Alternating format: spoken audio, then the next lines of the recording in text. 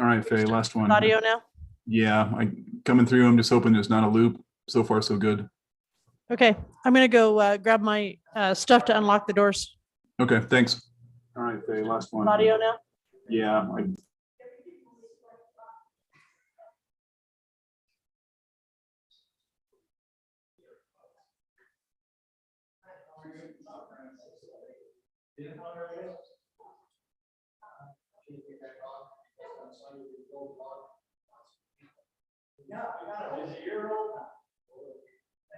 Everything's feeling. And she turned into a good pup and gonna be a good dog. Won't come when she wants. That's when I know her. And that's about the only bad thing. Oh, yeah. Testing 1, 2. I was gonna show you a tree. That means that was good enough. Yeah. We're up here. So I get here. She was in the front row. This lady said, "Where are you going down?" Well, first of all,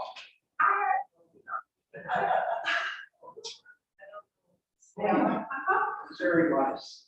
I was about 9, 10 old. They used to build houses till last year and I retired. You know, Jimmy Jones. Oh, sure. Yeah.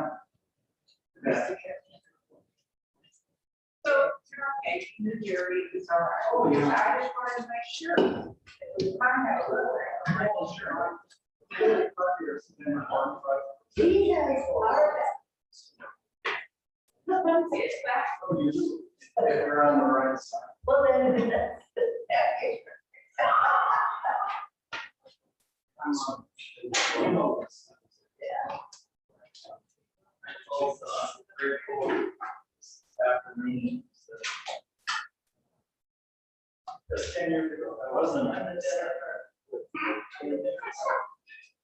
Well, you turn already. It's getting hard. This.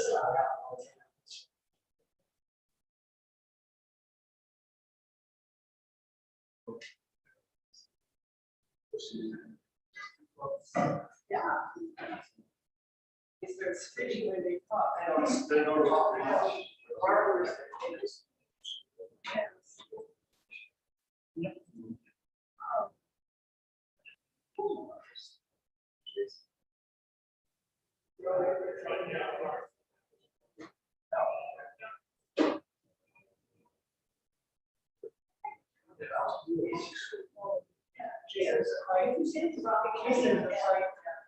Hey, Melissa, can you hear me?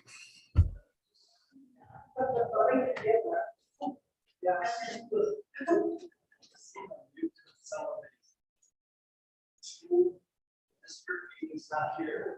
Or on the. It's not down very well. That's good. School. There we are. They may not think you know. Right.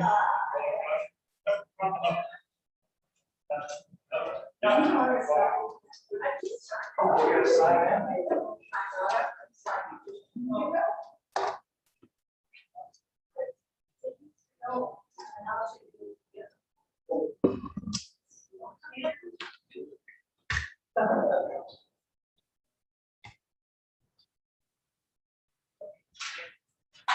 How are you? Good. Good.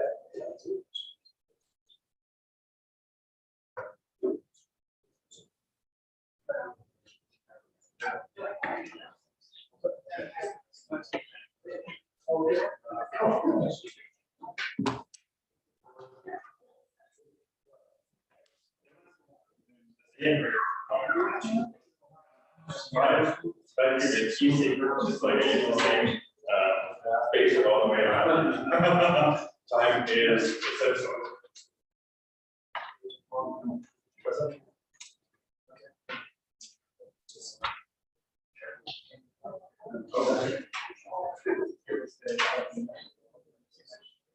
I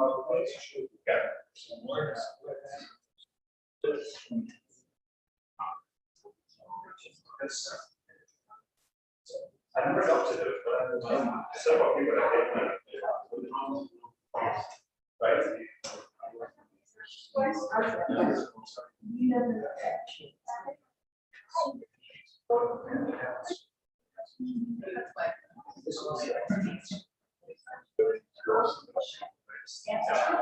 Yeah, no, it's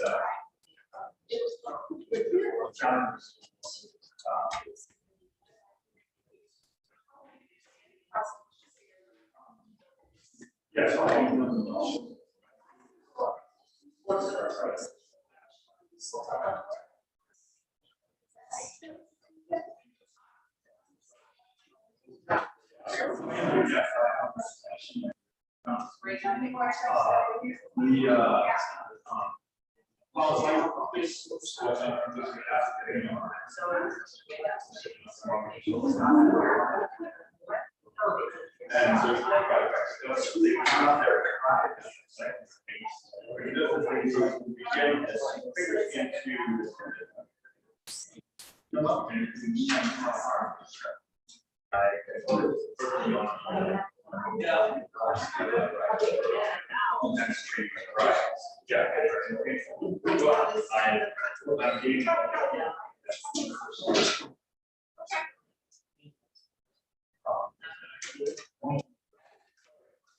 Very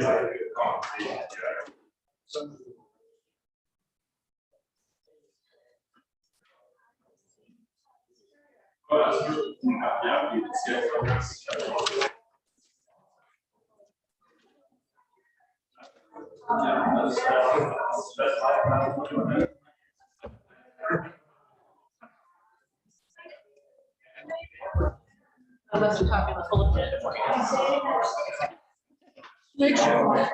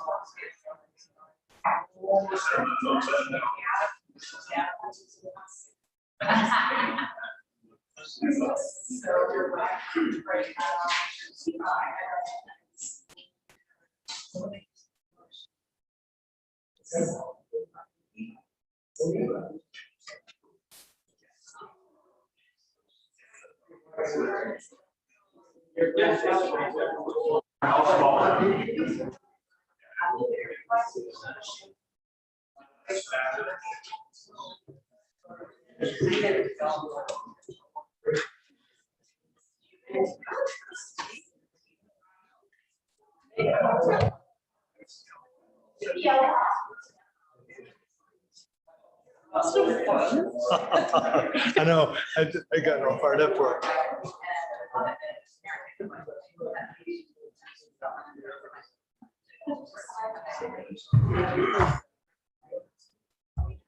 Excuse me?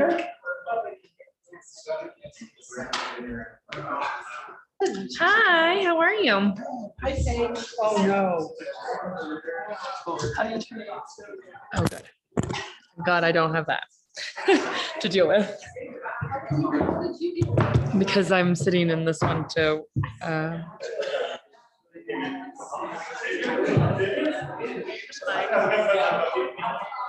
Because the judge, Yeah. she can't. Pushing the buttons. Yeah. There was a thought process.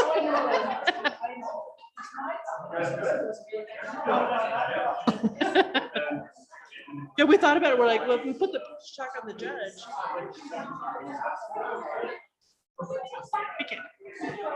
You can just turn it on. Right, no.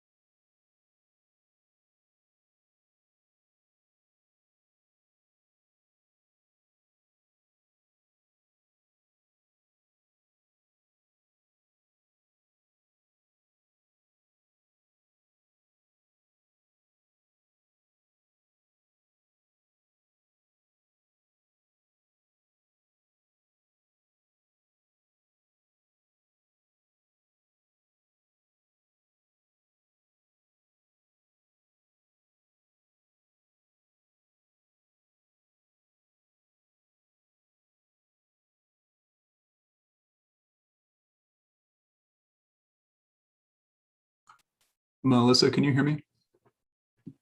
I can. Great. Thank you. Can you hear me okay? I can. And Faye, you want to give us a thumbs up if you can hear Melissa too?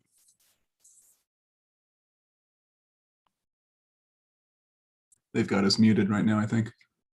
I think so too. Yeah. Okay. We'll check in a second. Okay, thanks.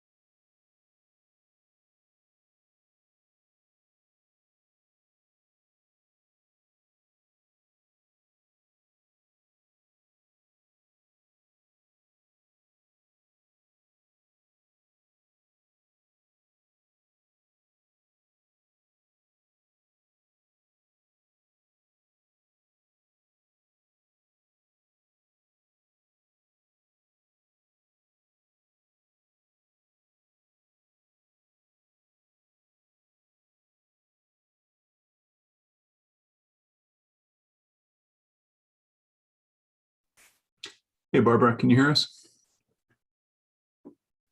I can, thank you. Thanks.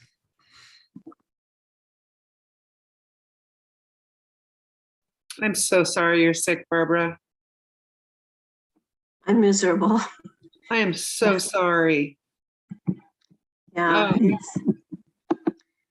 it's gotten worse. Horrible. Thank you. I'm so sorry. It's just horrible. And then are you by yourself? I am. I'm in isolation by myself. It's just the worst. Yeah, it is what it is. I'm I'm getting so ready to sorry. put a throat lozenge in my mouth so I can actually maybe keep my voice. Just terrible. It's just a brutal thing when you get it. I'm so sorry. Thank you. You've gotten it twice. Yes. This is awful. It's horrible. I mean, I had it over the holidays and I was done. I was out for a while. Luckily it was Christmas holidays, so I didn't miss much as far as council goes because it was the holidays, but I missed a lot with my family. Yeah. I didn't even try to put makeup on at 1 o'clock in the morning. I don't blame you. I can't even believe you're here, honestly. God. I think we have a vote. Yeah. So yeah, I'm sick. Yeah, but then you're going to stay up all night. It's not helping. This is terrible. I'll sleep as soon as this is over. Yeah. Gosh, Jim's in another room. that's terrible. You can't be sick together. Nobody's hearing us, right? Nobody's hearing us, No right? one's hearing us, no. Okay. You know what, I think that they are, but it's faint and they're adjusting volumes. I would anticipate that you are coming through in council right now. Okay, Okay, we won't talk about my condition. right, Actually, I told Jessica that I would mention it okay. because I can't talk.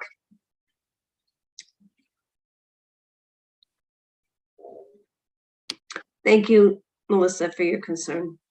Yeah, I feel for you right now. I can't imagine. And one whole another week, it seems like you should at least be able to. I I won't can't come talk. home. I Yeah, can't come home. Can you hear us? Can you hear us, Barbara and Melissa?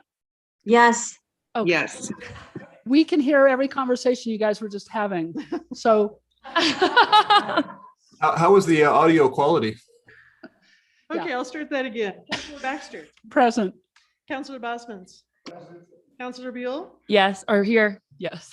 Mayor Pro Tem Youssef, Here, and Mayor Noseworthy.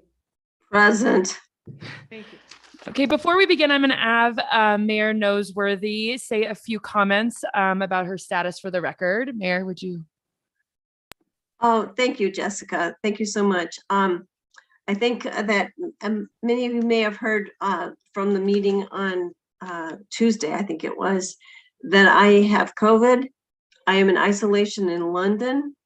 My husband is in a separate isolation room, and we are recovering, but slowly, very slowly.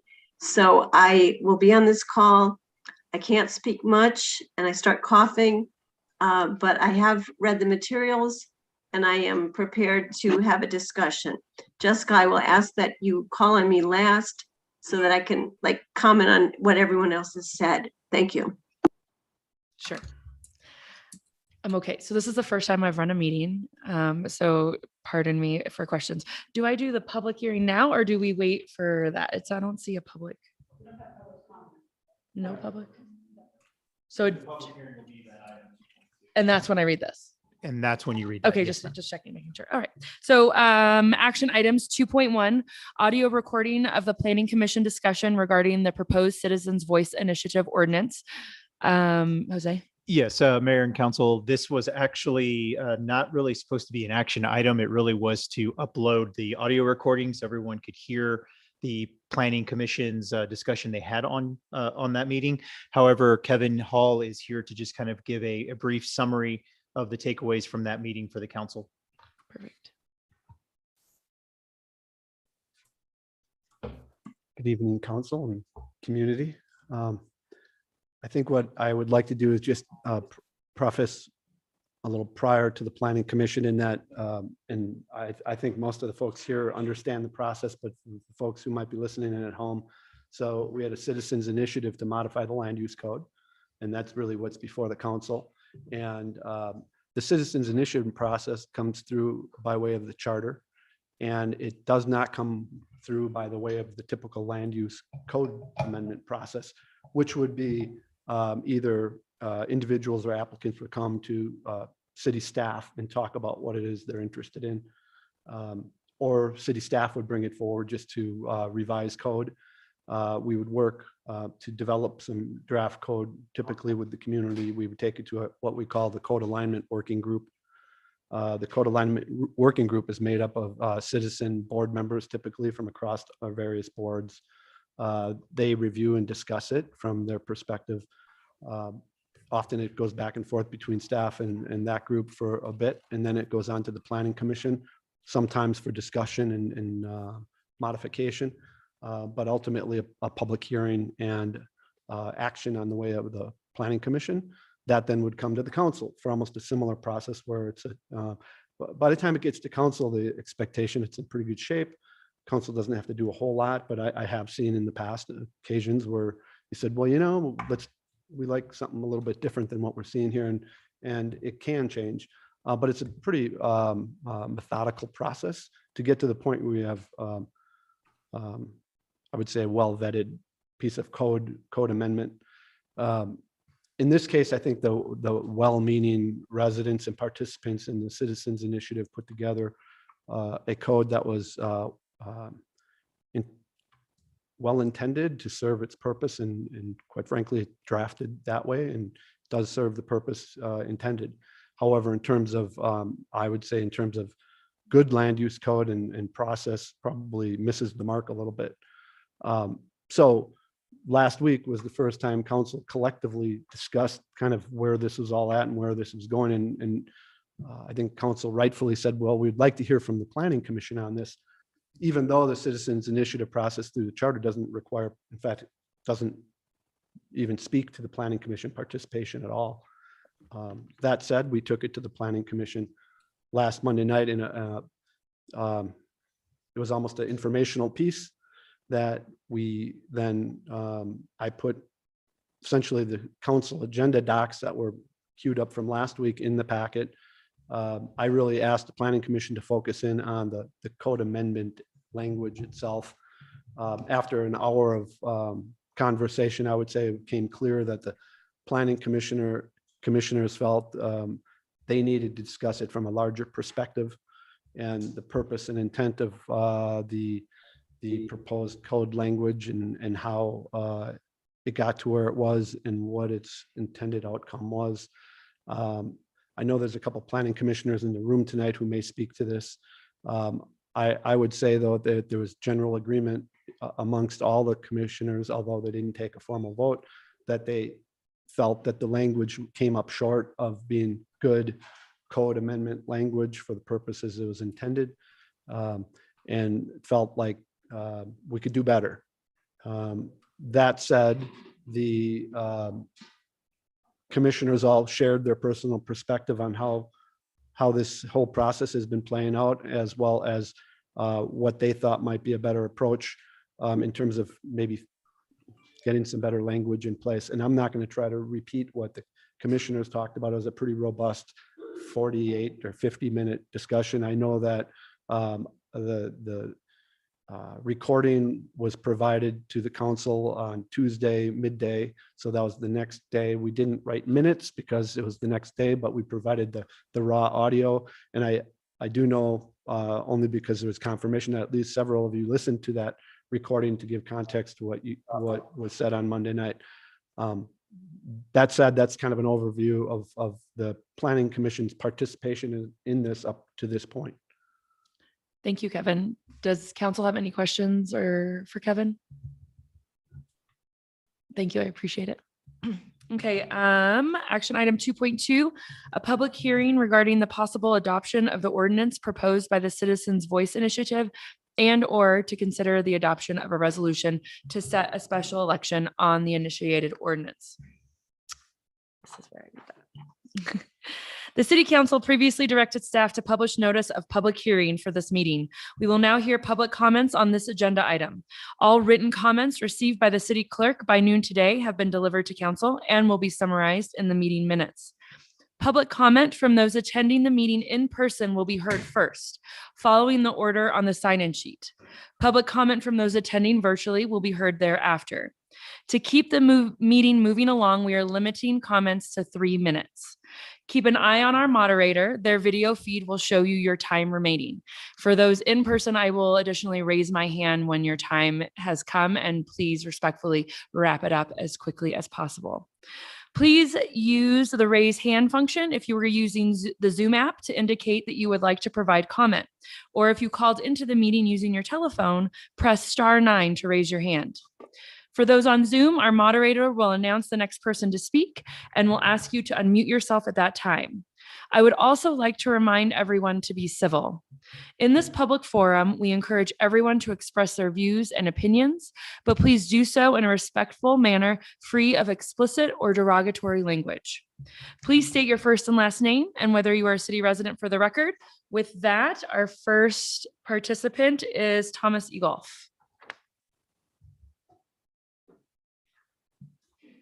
Good evening, Council. Good evening, those electronically connected and citizens. My name is Thomas Egolf. I live in the city on 121 River Oaks Drive. The City Council in their previous meeting decided to call for a public hearing about the Citizens Initiative. So we are here today in a public hearing to discuss whether public hearings should be held in the future. It's pretty obvious, at least to me, that holding a hearing on significant projects, ordinances, or decisions is a smart, appropriate, necessary step in our city government's processes. The citizens demand these hearings through the initiative, and today's hearing proves their necessity. Today is not about the Planning Commission. Okay, I want to emphasize that. And I appreciate that Kevin mentioned it's not even a part of the process, but of course, City Council has the right to get counsel from wherever they think is necessary or appropriate. So that's fine. But tonight's meeting is not about the Planning Commission. It's all about our city councilors and whether they will listen to you, the constituents, when they raise concerns, ideas, or requests. City Council, your vote tonight, whether to adopt an ordinance or whether to decline to adopt and therefore push to a public vote, is a clear, undeniable, and public disclosure of your position towards the citizens, your constituents. And please do the right thing for the city, for the citizens, and for yourself by adopting this ordinance without further delay, cost, or consequences. And in closing, I have half time left. I'm good. With all the division and the polarization in this country, right? It dawns on me when I walk into this city hall in this beautiful town of Durango, how we love this place and how I think everybody here is proud to live here, right? So we need to recognize that civic engagement is good. It's actually very good. Many mayors would die to have what's happening here tonight and say, we want to collaborate and not confrontate. So let's be an example for our children and work together. Please adopt and let's move on. Thank you. Thank you. Next.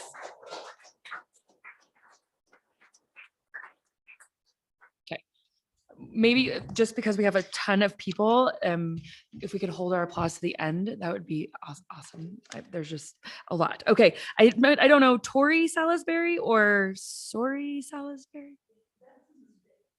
You don't want to speak. Okay, no big deal. Perfect. Jim Peter. Okay, great. Thanks for joining us tonight, though. Susan McInnes. You're good. I'm glad you're here. Thank you. Okay, that's fine. Perfect. Lars Hansen.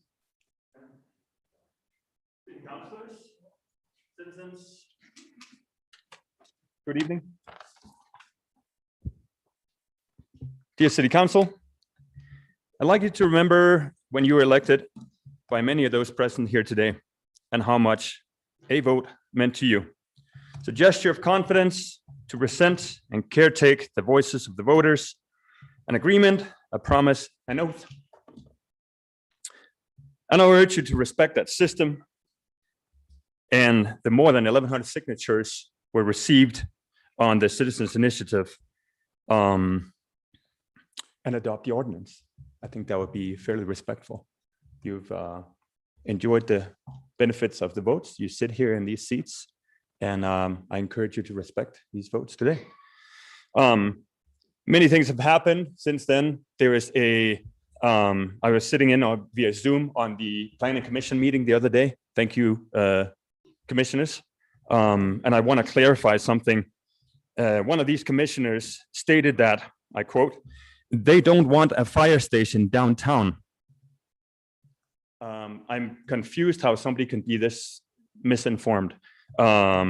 This is, of course, not the case. Without a fire department and a police department downtown, we do not function. We're not a community, and it doesn't work. Here is an address to Barbara. Hi. I read the article in the newspaper the other morning, wherein it states that City Council and DFPD are now in negotiation with DFPD to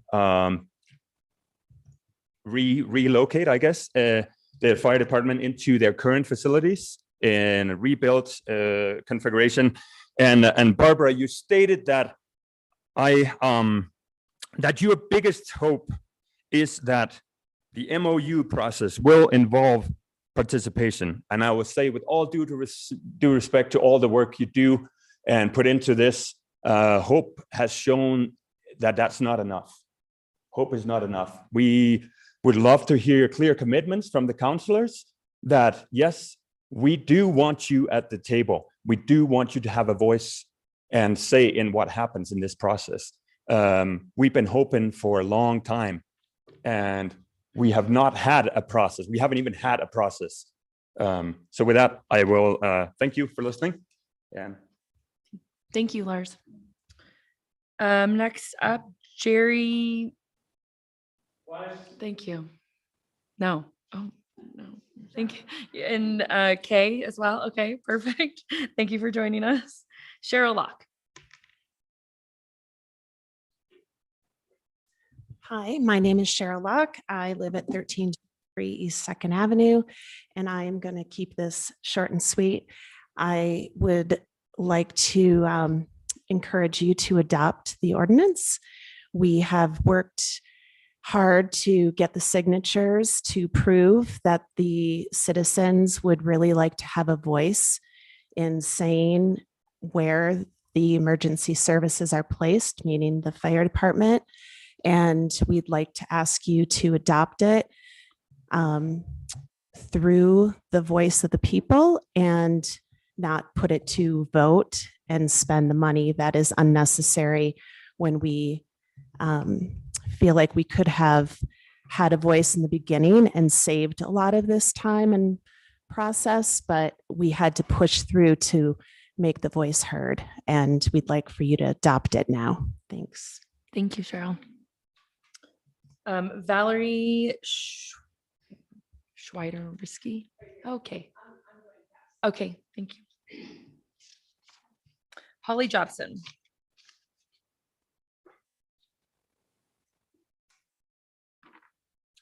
Greetings, everybody. The ordinance that we're talking about will change the designation of police and fire from an allowed use to a conditional use in the central business zone, meaning that they will have to abide by certain conditions when building or renovating properties, as opposed to being allowed to do whatever they want. Additionally, the ordinance states that in the central business zone, fire and police stations shall conform to existing plans and guidelines adopted by the city council.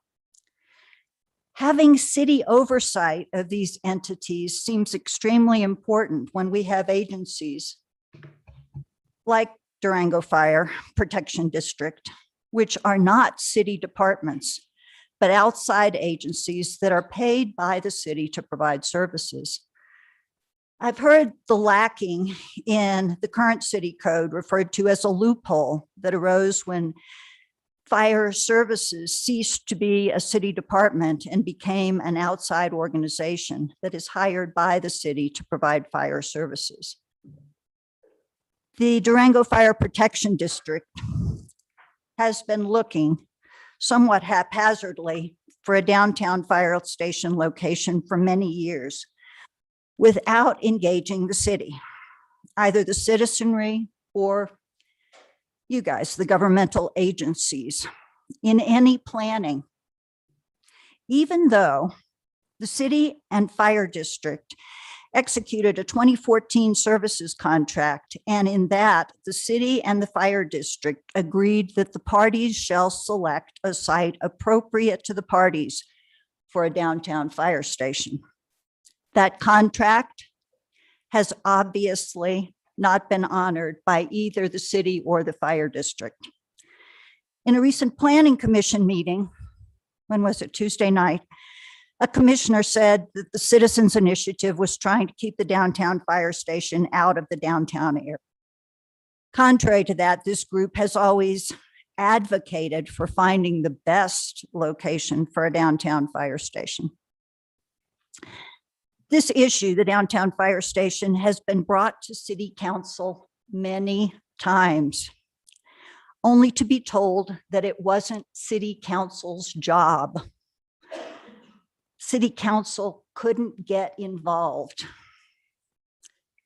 Everyone wants to have their control. Everyone has their egos wrapped around their area of control, but doesn't want to listen to the public. This results in your citizens not having a voice. You know, the city code can be amended and amended again. City code can be rewritten. The citizens initiative is a call to action for city council to honor the voice of the people. Adopt the ordinance. Thank you, Holly.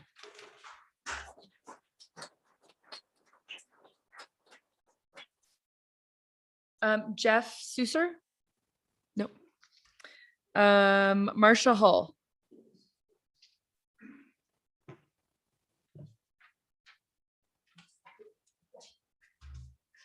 Hi, I'm a county resident, 160 St. Andrews Circle.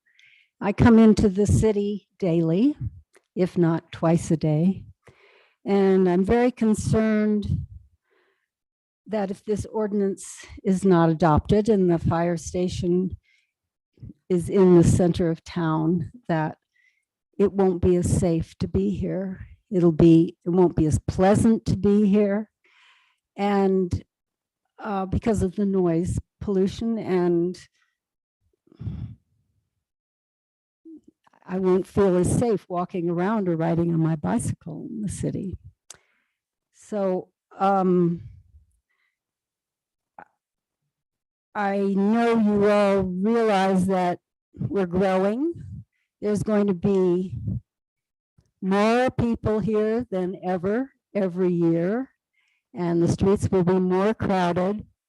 So I urge you to adopt this ordinance right now. Thank you.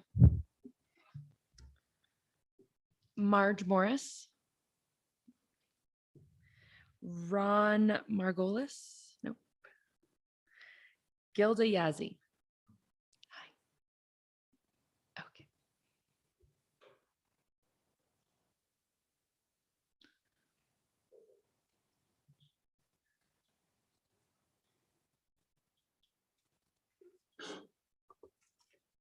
Good evening, fellow residents. My name is Gilda Yaz, and the council and also the people in the internet. I live at 2024 West, Highway West 160. And I'm going to be the outlier here. Over the past, I've been on a few committees here in the city, like I've been on the community relations and historic preservation and some little other input meetings. I graduated from the fort. I used to live downtown because it was quaint and nice. But as my mother got older, she didn't like being in town, so we moved a little further out because the congestion and the traffic really hampered our quality of life. You know, I've kept up with the fact that the needs of the city have grown immensely with the influx of new people, which is always a positive, brings positivity to the community because they bring new ideas and everything. You know, it just adds to the knowledge of the community. Now, when they started looking for, forming even a fire district, even thinking about doing a new fire department, I think that was really great that the fire department took the initiative to try to locate a place, and they jumped on what they thought was going to be a very suitable place for the fire department to relocate to.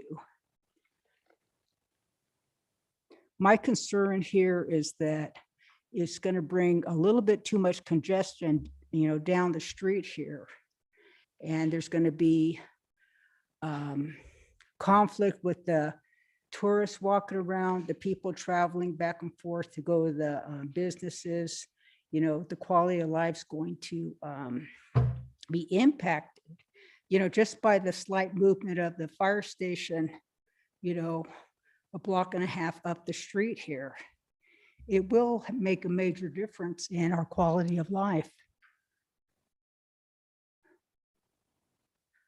And I do appreciate the initiative by the folks here by bringing this forward to the general public like myself, because a lot of times I don't have the time to attend all the meetings, because I have to work.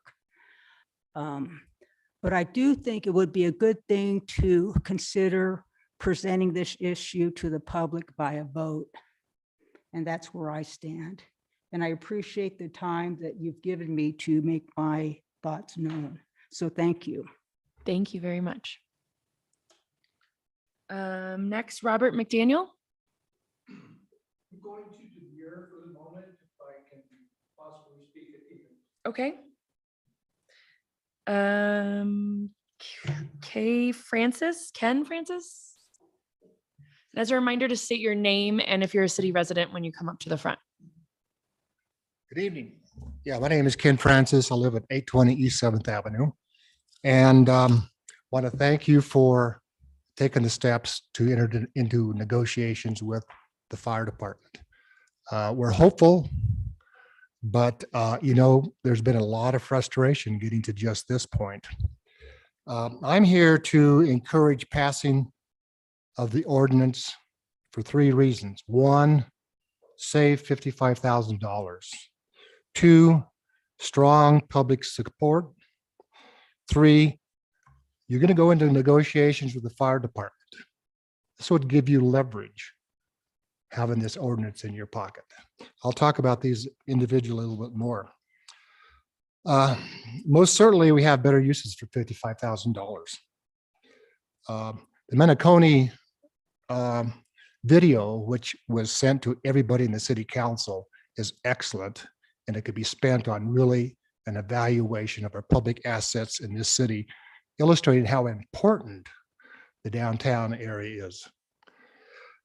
Strong public support. I'm very confident that there'd be a successful election to pass this. Major impacts can only be illustrated to the campaign. Why did the fire department leave the public out and leave you uninformed? That's a good question. I think part of it is, I think they knew what was going to happen when they built, if they build where they're going to be building. Leverage in negotiations. I talked about that. I listed that as one of my reasons.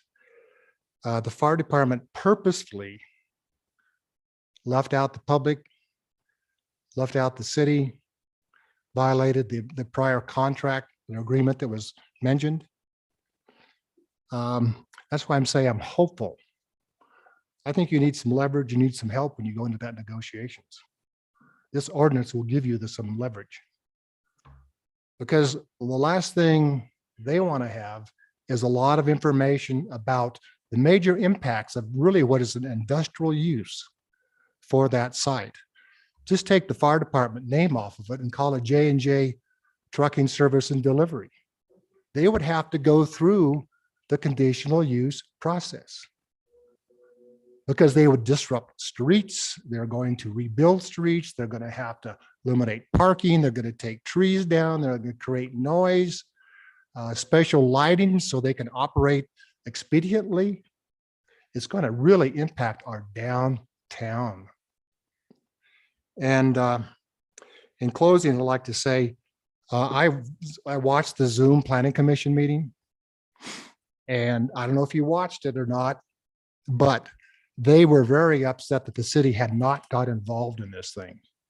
And the Planning Commission, if they want to be involved in the ordinance, rewrite, pass this ordinance, rewrite it to the city's content. Thank you.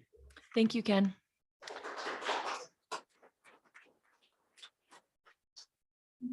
All right, Michael Rendon.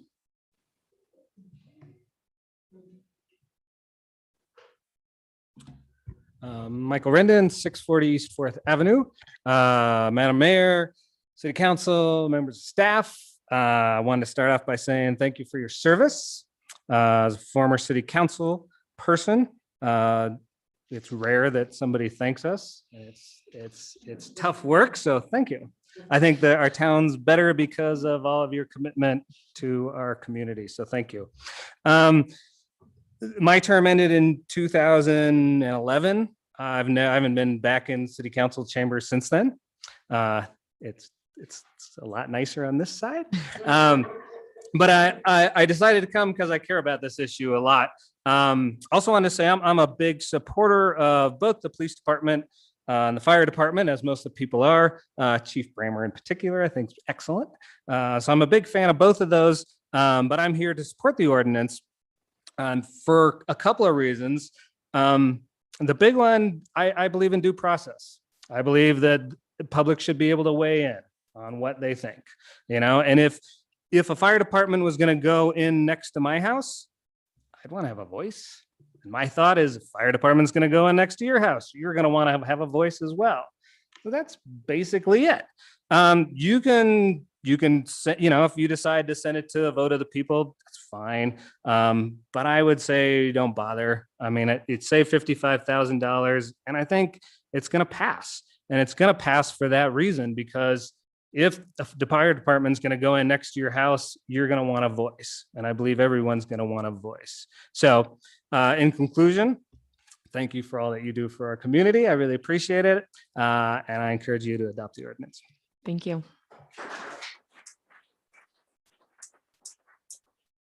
Greg Hoke.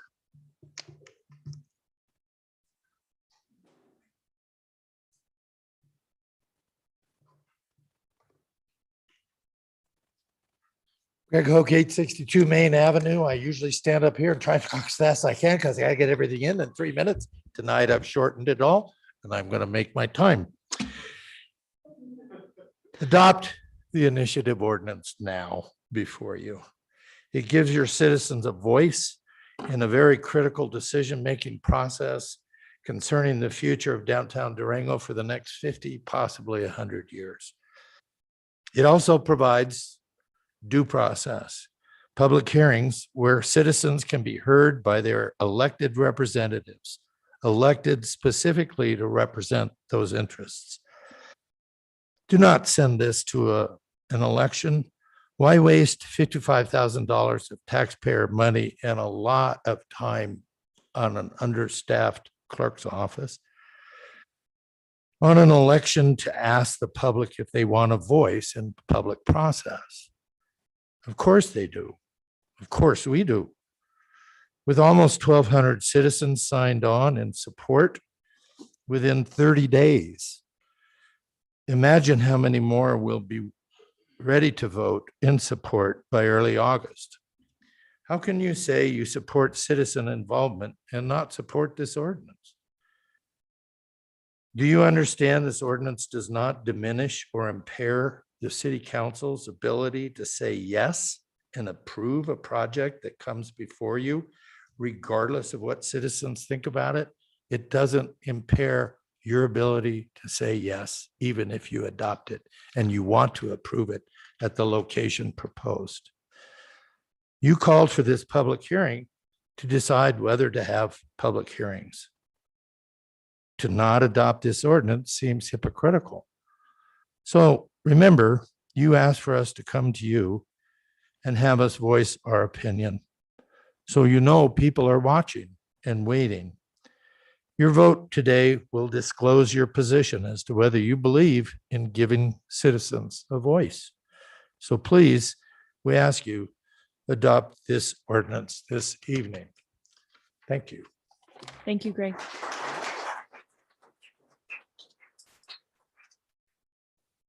Marilyn, who? Okay, sorry. You're great. Okay, perfect. Sorry. Ted Wright.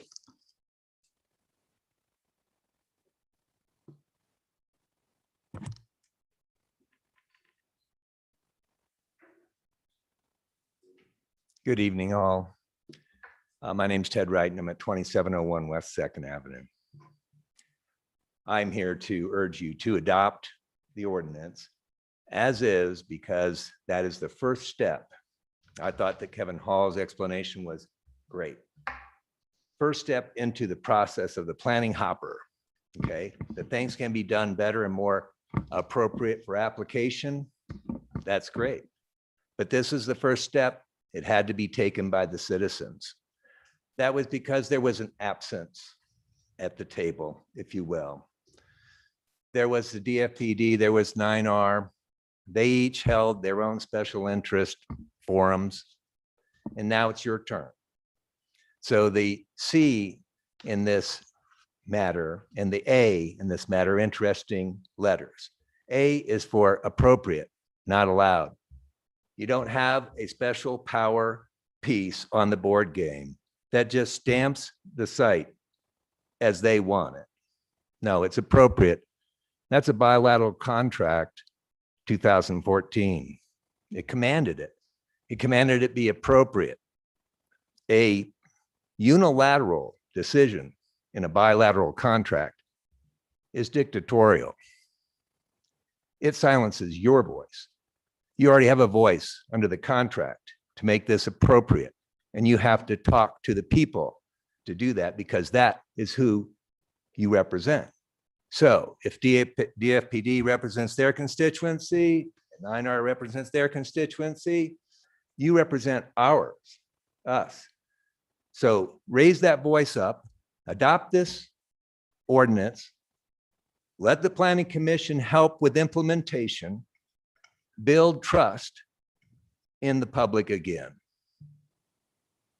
Because we need a restorative relationship here so that we know that someone was at the table for us, not for the special interests of DFPD or 9R. There's a lot of history back here.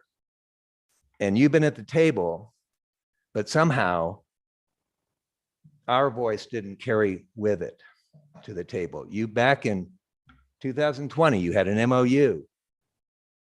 And then you had an MOU in February 2021 with 9R about how this was going to be divested, what was going to be done with all of these pieces in the puzzle. You were always at the table. So we just ask you to adopt this and to show the citizens some respect and honor the contract of 2014, which said, make it an appropriate site. And that's a decision that is a bilateral decision, not a unilateral decision by one party. Thanks.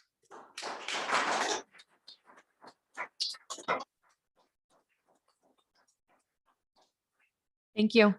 Joe Saunier.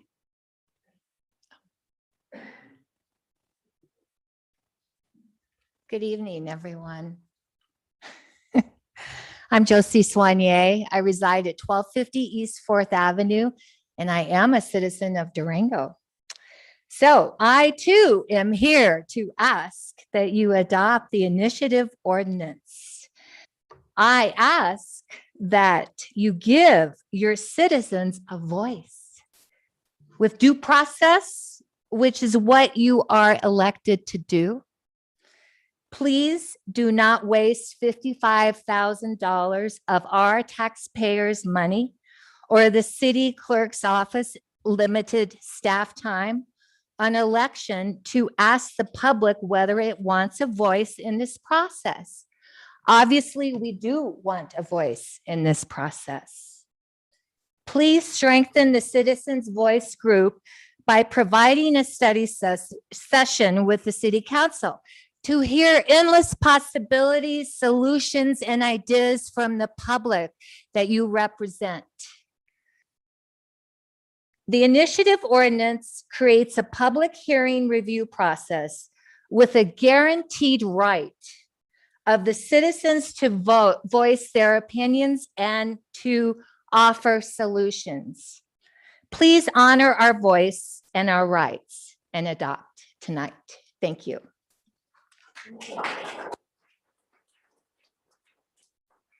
Lisa Shaw.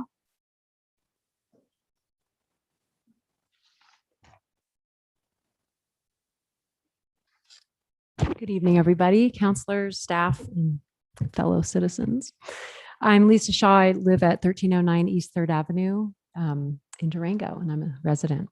So I was truly heartened by the Durango Herald's report this week that the City Council has started negotiations with the fire district for River City Hall as a site for the downtown fire station.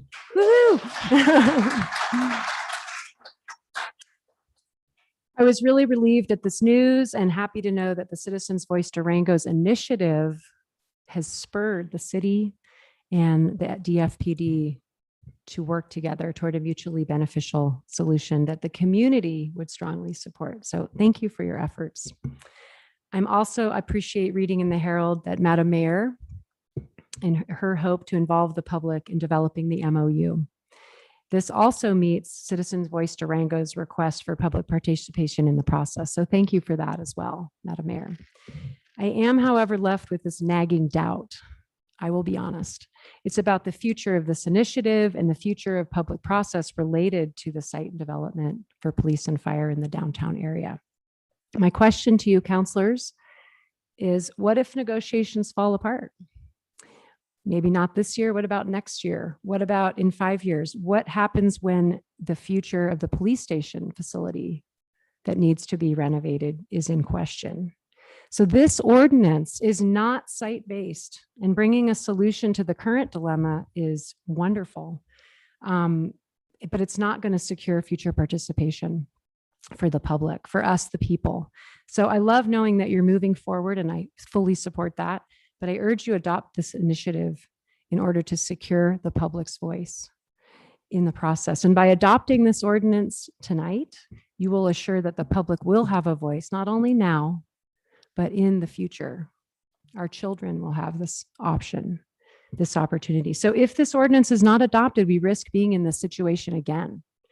And the public was left out, and we were begging for our right to be heard. So I can't emphasize enough that we are not asking for power over the council or staff in any regard. This is about the opportunity to be heard. I was completely stunned earlier this week when I heard the Planning Commission did not support this ordinance on the basis of unintended consequences. And to my knowledge, there's still no further clarifications on exactly what that means. What we're looking at right now are a whole lot of unintended consequences of not having this ordinance. We are here this evening because of the unintended consequences. In this case, the citizens have stepped up to fill the gap in this code. And I just thank all the brilliant minds that got together to make that happen. And I just climbed on the train. This is a gap that could have been closed by the city already, but it was not. So we're here to close that gap. Oh no. What I just want to say quickly is that this was a deferred issue, and we have a situation now that has the DFPD with more space than they need. So they need to lease out portions of this significant historic building. They are effectively becoming a landlord at this purchase, and they have also purchased a significant historic property from 1916. So they're poised to become stewards of historic property. How and why are they equipped for such a task? I don't know. But I'd like my firefighters in chief to do what they do best: fight fires, rescue people, and save lives. That's what I want to know they're focused on. I really urge you to adopt this, and I thank you for your time. Thank you. Our birthright is public voice.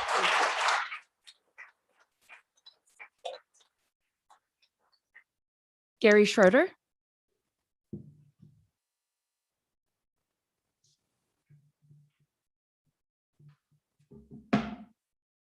Good evening.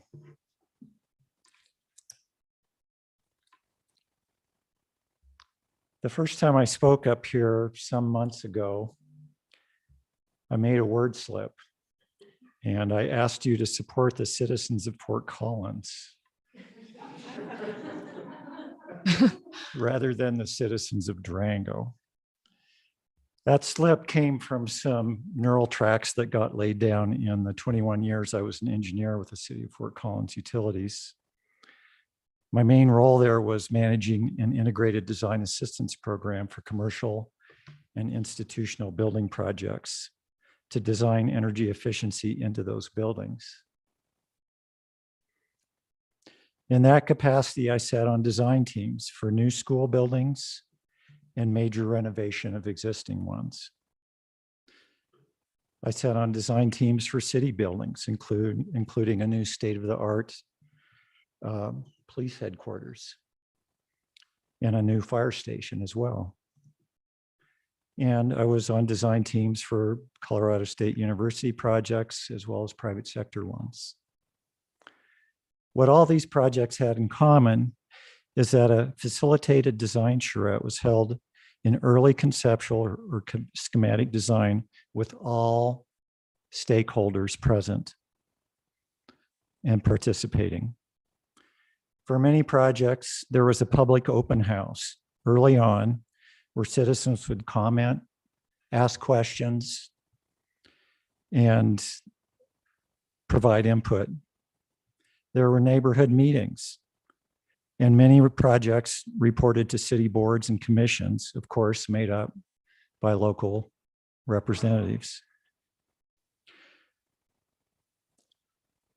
For more comprehensive or controversial projects, task forces were made up by city staff and mostly citizens. All of these projects referenced and adhered to city policy documents. From that context, it seems to me like there is one simple question in front of you tonight. Do you support citizen inclusion in taxpayer-funded projects such as fire and police? I trust the answer is yes. I hope it is. And I encourage you to adopt the initiative ordinance. Thank you all for your service. I appreciate it. Thank you.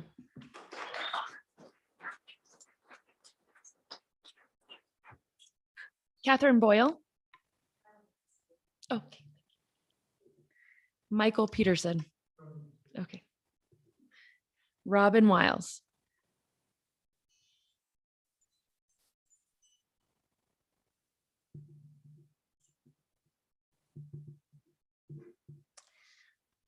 Good evening. It's easy for me to thank you all. I've always thought being a city councilor would be one of the worst jobs in the world. And I do thank you. I think it would be grueling. Amazing. Also, you probably hear a lot of the same story, and I have very little to add to what everybody has already said. I think, you know, I would love it if you adopted the ordinance. And the points that seem the most important to me are, number one, it takes nothing away. And it takes nothing away from your ability to make the final decision. It just gives a land use process that allows public input. And to take it to an election would be to say, Durangoans, do you want a chance to have a say in the future of your downtown and retaining its character? And I really, truly don't know who would vote against that, except somebody that didn't understand the ordinance. And I had the same concerns about the commissioner who believed the ordinance disallowed having a fire station in the city. And the only thing I can add to that is that that misstatement was not corrected by the time the meeting was adjourned. I hope that commissioner knows that was not the case.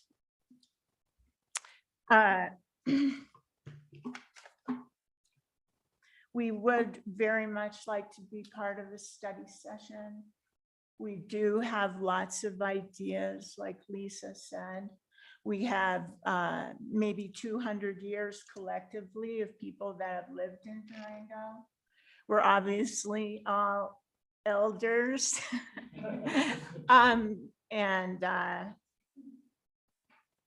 We really want to be a part of the process that you all choose. And to that point, I will add that I want to remind you that our ability to make really wonderful, thoughtful, even brilliant decisions did not end directly after we all chose to vote you into council.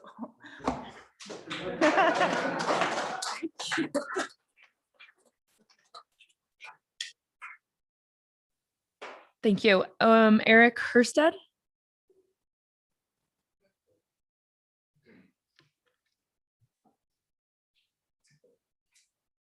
Good evening. My name is Eric Husted. I live in the county. I don't live in town, but I am here because I love Durango. And I appreciate seeing all these people here. And I appreciate all of you doing the job that you do. Oof, I could not do it. And on the way over here, I walked through around the building just to check in. And I just can't imagine that becoming a fire station or an industrial site. There's just seems like so many better uses, and that by involving the community, a better place can be found. And I support that. So I hope you adopt this ordinance. Thank you. Thank you.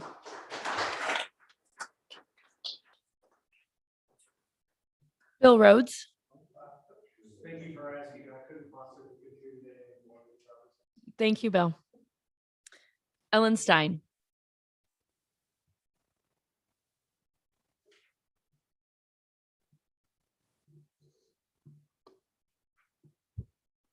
Hello, everybody. Ellen Stein. I live at 3314 East 4th Avenue in Durango.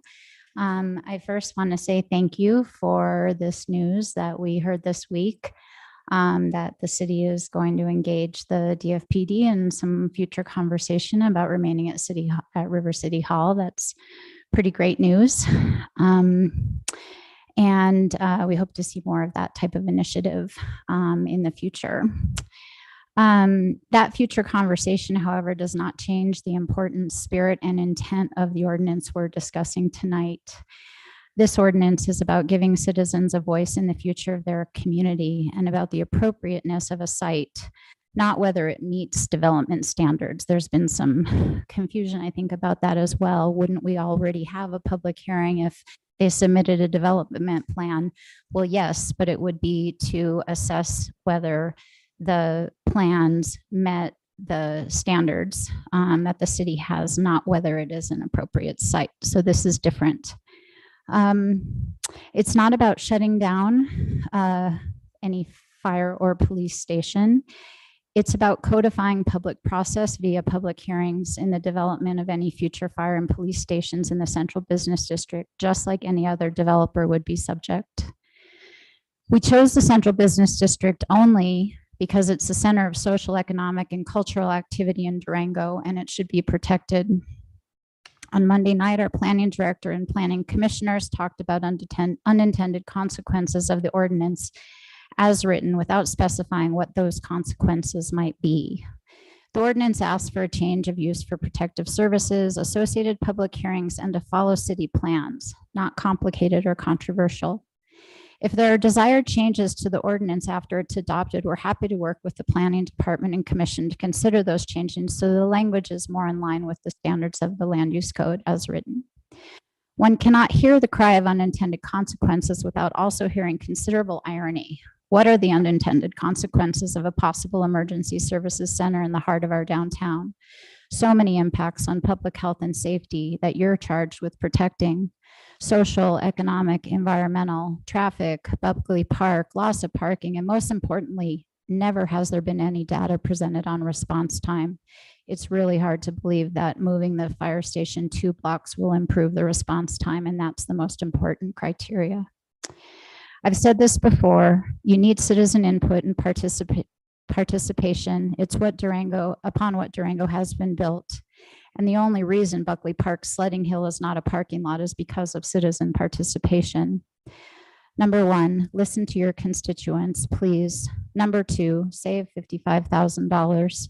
Number 3, save our democracy. I'm not being dramatic.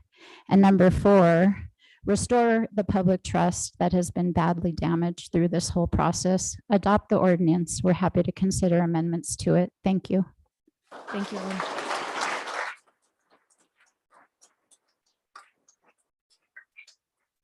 John Mahoney.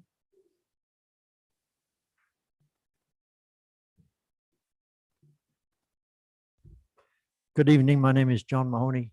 I live at 1616 Forest Avenue. I'm a resident of Durango. I'm here tonight to ask you to adopt the ordinance now rather than go to a vote and waste money on an ordinance that doesn't seem to be controversial. It's all it's asking is for citizen input, and it takes no power away from the city council, the planning staff, the city staff. For thousands of years, if we look back throughout history, We have seen peasants, the poor, the working class, the disenfranchised, women, academics fight and revolt and petition for their right to be heard. And there's many, many countries around the world where those rights, citizens' input, is not welcome. In fact, it's violently repressed in many places. We are not that country. We believe in this thing called democracy. And we believe that any good things can come from citizen input. Only good can come from citizen input. And that's all this ordinance is asking. So I'm urging you tonight to not waste any city money and adopt the ordinance as written. I do have respect for Kevin Hall's knowledge and the planning committee.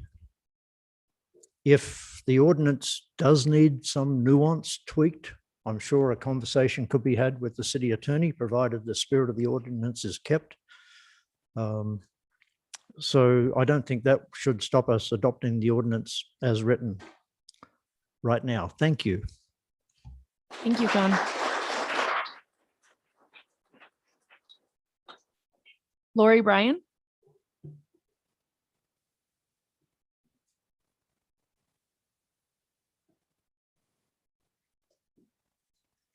Hi, my name is Lori Bryan. I'm at 119 Riverview Drive, and I've been here in Durango for 29 years. I have voted in every single election, every single La Plata electric. I'm involved and I care. And when this was in the Herald and next door neighbor blew up, I made emails, I made phone calls, and I was really upset about Buckley Park. And I was told that, oh, we're preserving Buckley Park, but no, actually we weren't preserving Buckley Park. We were not making sure that the entire park was being preserved. And it was only because all of us got together and made a big stink that that was taken care of, and that we saved the hill and saved all of Buckley Park. Now, I feel like there's so many people moving to Durango and we have only a certain amount of open space and parks. We need to preserve every last bit of our parks and open space. And if we have to build up. And I said at the time that the fire department should be at River City Hall. We should sell that to them. We should do whatever we needed to do to sell that to them and let them build up and make that usable. It's perfect location. It's right on the main road, and we don't need to disturb downtown and possible accidents and lose more parking space. You know, we're already losing lots of parking space. And I feel like we were not included. There wasn't transparency, and I want transparency. I want this to be adopted because we are all voters and we've been involved and we're going to stay involved. And we all know lots of people that maybe can't make it down here, but we're going to let them know what's going on. And I voted for all of you, you know, and I'm going to continue to vote, and I'm going to continue to pay attention because I love Durango and I want it to stay a great place to live. And it's only a great place to live because we've all stayed involved. So let's just please adopt the ordinance, save some money. And, you know, let's let the fire department save millions of dollars, you know, instead of having to move and build and do all the stuff they're going to do. They can just do it there and save money doing that. And I voted for every single time. I voted to fund the fire department, and I voted always. I've supported the police department, the fire department, and city hall. And I want them to be taken care of. I want to have a great fire department and I want a great police department, but this is not the answer. And we need involvement, and we are demanding it basically. So thank you. Thank you.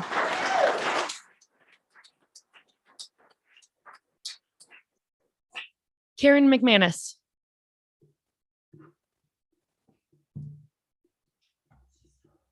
Good evening. Thank you very much for this opportunity and for your service to our city.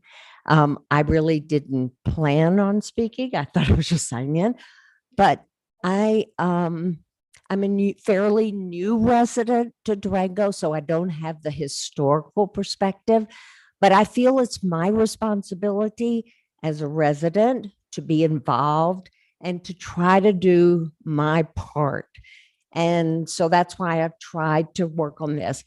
And being fairly new, when I first heard about the fire department purchasing the 9R, and I was like, this is so weird. These three entities are all taxpayer funded, and it was done in the still of night, and we didn't know anything about it. And the city council states that they didn't really have any control. And I just thought, there's something wrong here.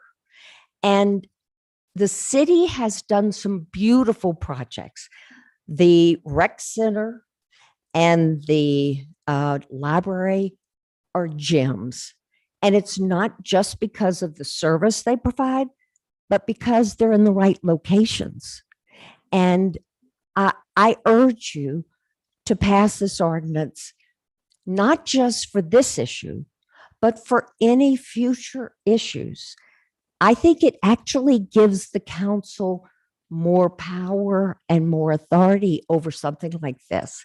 And Saturday, I was walking down, I live at 421 East 12th. So walking down 12th, and all day and into the night was this wonderful event going on at Buckley Park. There was music, there were kids, there was dancing, there were families, there was food, and every single parking space was full. And it was a lot of activity. There were pedestrians, it was busy. And I kept thinking, one, how dangerous it would be for these people, for fire and rescue and emergency treatment to start barreling down there.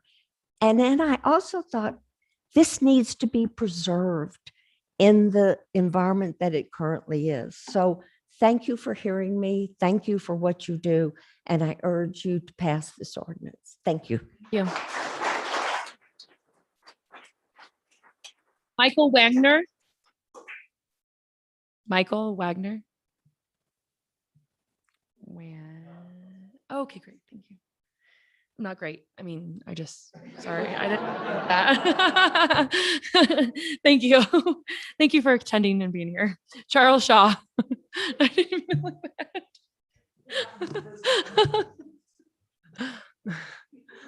It's hot. He's so sweaty. Evening, everybody. Thank you. Hey, I just am very inspired by all these thoughtful comments. So thank you all for that. And thank you all for listening to that. And so I don't really have too much to add. I'm just here to urge you to be bold and support this ordinance. And I know there's been a lot of public trust and confidence lost in some of this process. And it seems like a really good way to restore it would be to pass this. And, I'm pretty confident that it would pass a vote to the people. But I think that would be a shame, because I think the best way to restore the confidence with the citizens would be to have this pass because of you, as opposed to passing despite you. So I'm just urge you to take this opportunity and pass this tonight, please. Thank you. Thank you.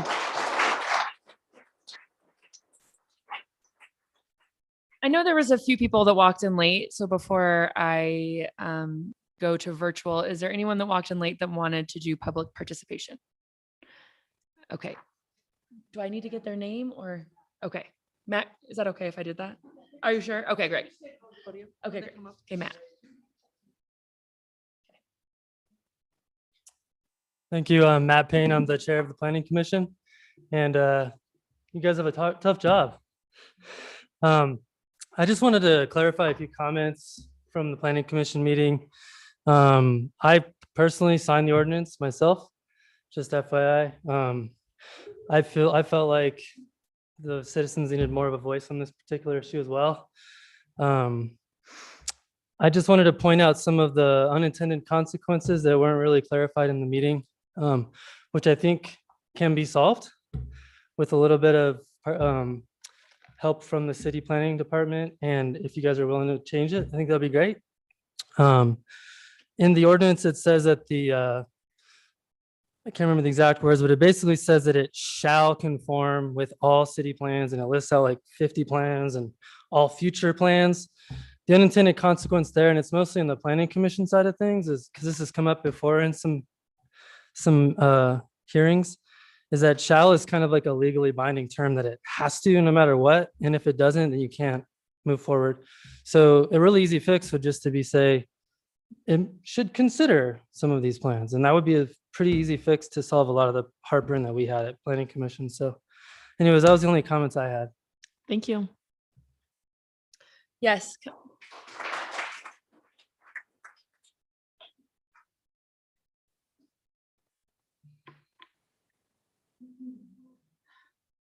Howdy, folks. You're awesome for all coming out. And thank you all so much for doing what you're doing, because it is an ugly job. Can you state your name and if you're a Yes, city I'm resident? not to Okay, that great. point yet. Sure, sorry. So my name's Joan Rhodes, and I'm an Olson, and I'm an Elliott, and I grew up in this town, as did my parents and my uncle, and lots of people behind. And I am the last graduating class from that high school. That has nothing to do with the fact that we were not given a voice. When I heard that the fire department was going into this building without being told, I was really frustrated, because that's my tax dollars that are in this school system, that are my tax dollars that are in the fire department, because I voted for it every single time that they should. And now I'm buying the same damn building twice. And that's really frustrating to me. And so I have to say, spending an extra $55,000 or however much to do another election for this ordinance should be passed. We are the public. We're demanding a voice. All you have to do is say, yes, here you have a voice. We didn't have one before, and now you had to come out on a Thursday night that you could have been home with your kids. Unintended consequences. Thanks so much.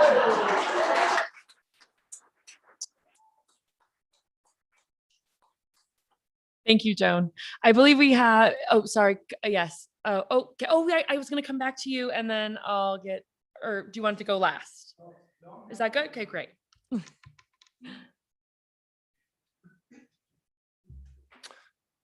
Robert McDaniel, 3220 East 6th Avenue. Lots of great points articulated tonight. I'm upset at the school board. I'm not upset with you guys, though, because I think you're going to do the right thing tonight. I cannot think of a reason to not adopt this ordinance tonight, and I urge you to do that. Thank you. Thank you.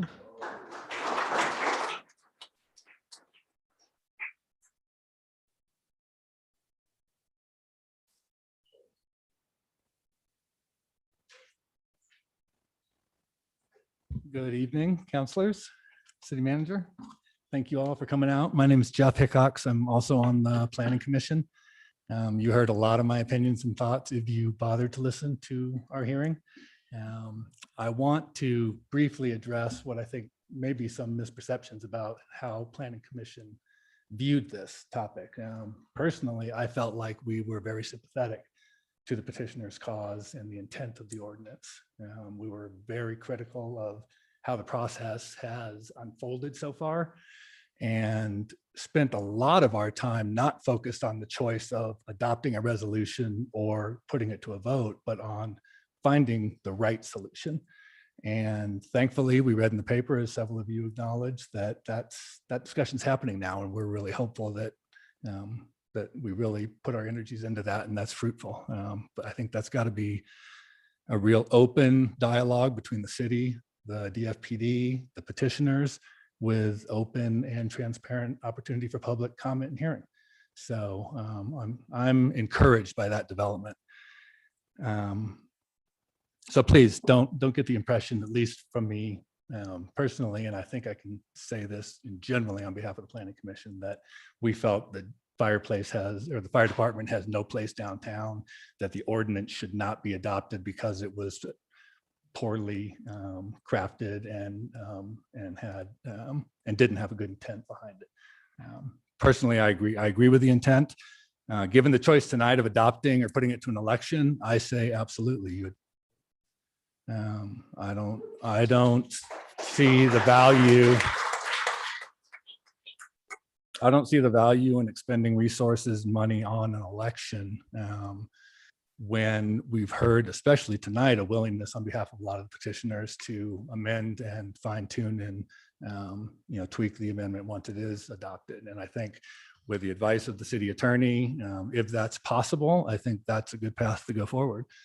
Planning Commission's concern, as Matt alluded to, is that we deal with these ordinances day in and day out, and it's complicated. An ordinance like this that requires us to cross-check a proposal against every single plan the city has is unrealistic, and it's overly demanding on our capacity. So we do that already when we see relevance to a multimodal plan or to a housing plan. We assess the project in light of those plans already. So please be confident that we will do that, even if that portion of the ordinance is amended out, if it's adopted and later amended. I'm going to leave it at that.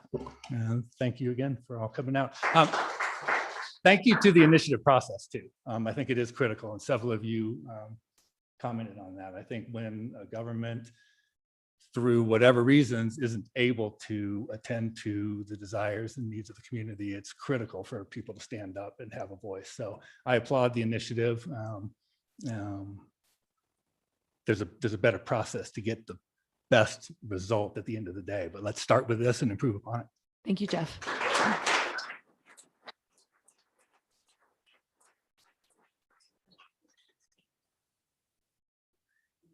I know, and we have one. I think you only have one. Hi, Sarah Shaw. I live downtown at 695 East 4th Avenue. I'm a citizen. I just want to say that I totally agree with what everyone said, but I just wanted to share that I was one of the petitioners getting people to sign, and I probably had over 70 people on my signing. And sometimes I spent more than 20 minutes teaching people and telling them about what this was about, because people really had no idea.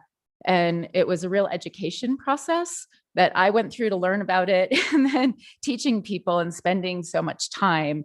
And I'm a single mom doing this at night and on the weekends. And I really encourage you to adopt this and not spend the $55,000. I think you'll be really happy that you did. And so will all of us. Thank you.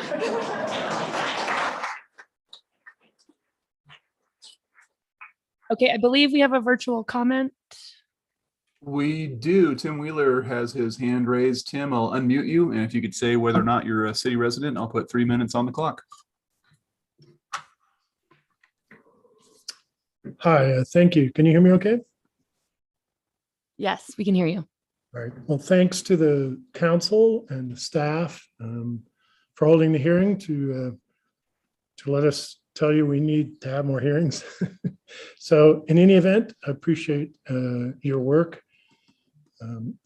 I would just like to say that many people who are much more articulate than me have already spoken and made very fine points.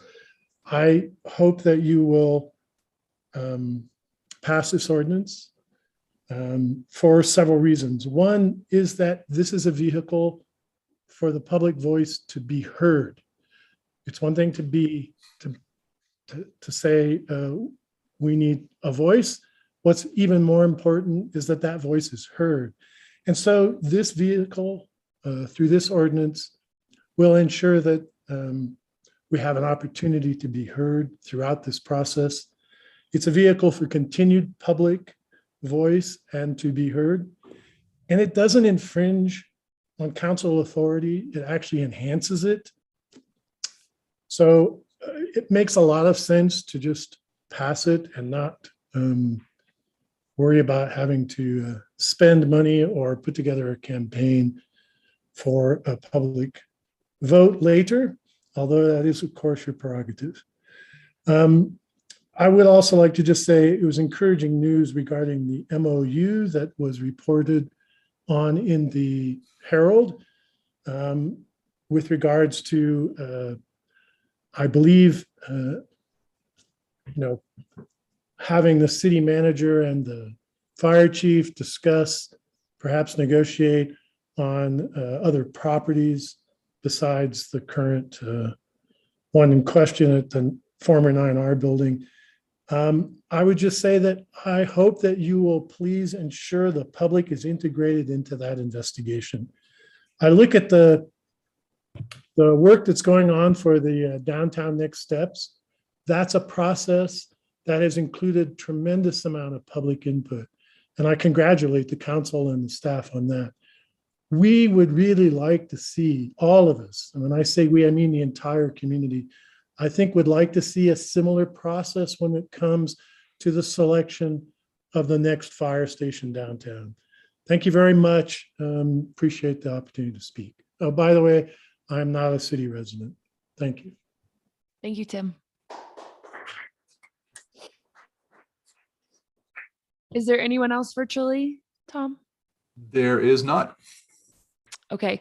Council doesn't usually respond to any public comment, as you know, but I just wanted to say that community members' involvement in politics, legislation, development is what we need more of in the current political climate.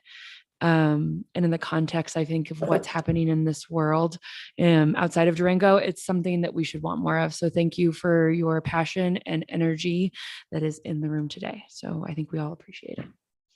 Okay, so I will close public comment. And then we move on to 2.3, discussion and possible action concerning the introduction and first reading of the Citizens Voice Initiative proposed ordinance. Both. So should I read them both?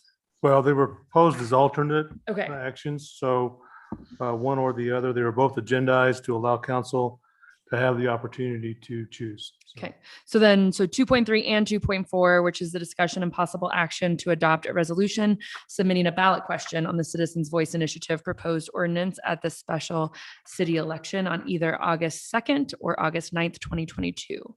Yeah, I would just follow up. The ordinance and the resolution were attached to the agenda doc. Okay, council, anyone want to start? Any discussion?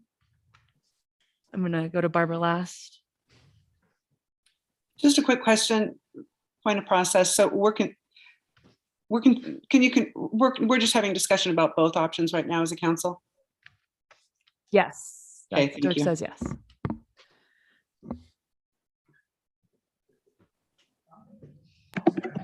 I'm like, I can start if you want, but I'll step in here. We have brand new mics, by the way, and we actually have to turn them on and off. And so if we forget, just let us know. It's kind of like being muted on Zoom.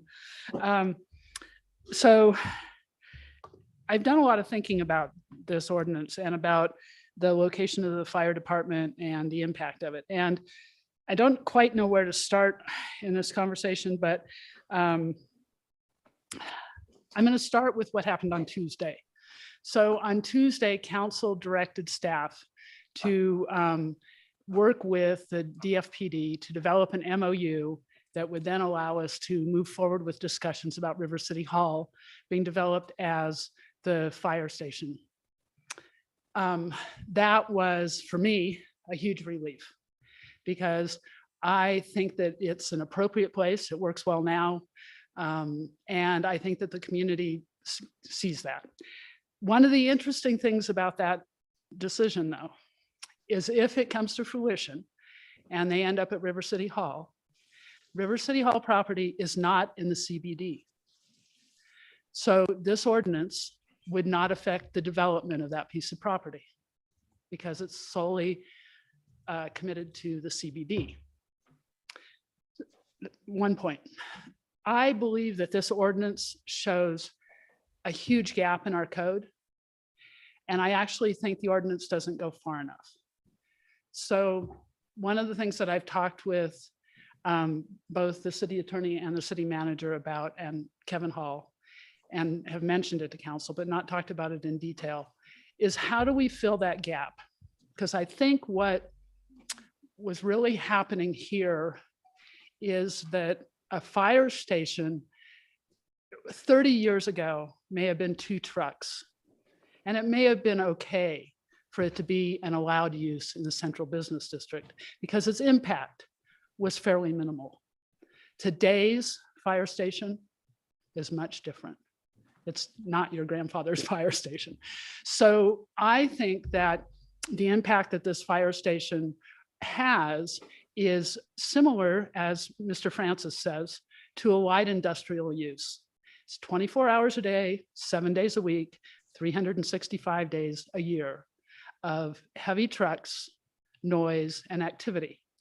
And because of that, and I'm pointing out the fire station right now, but I'm going to go on to a couple other things too, because I think there are other entities or other situations where we have gaps in the code.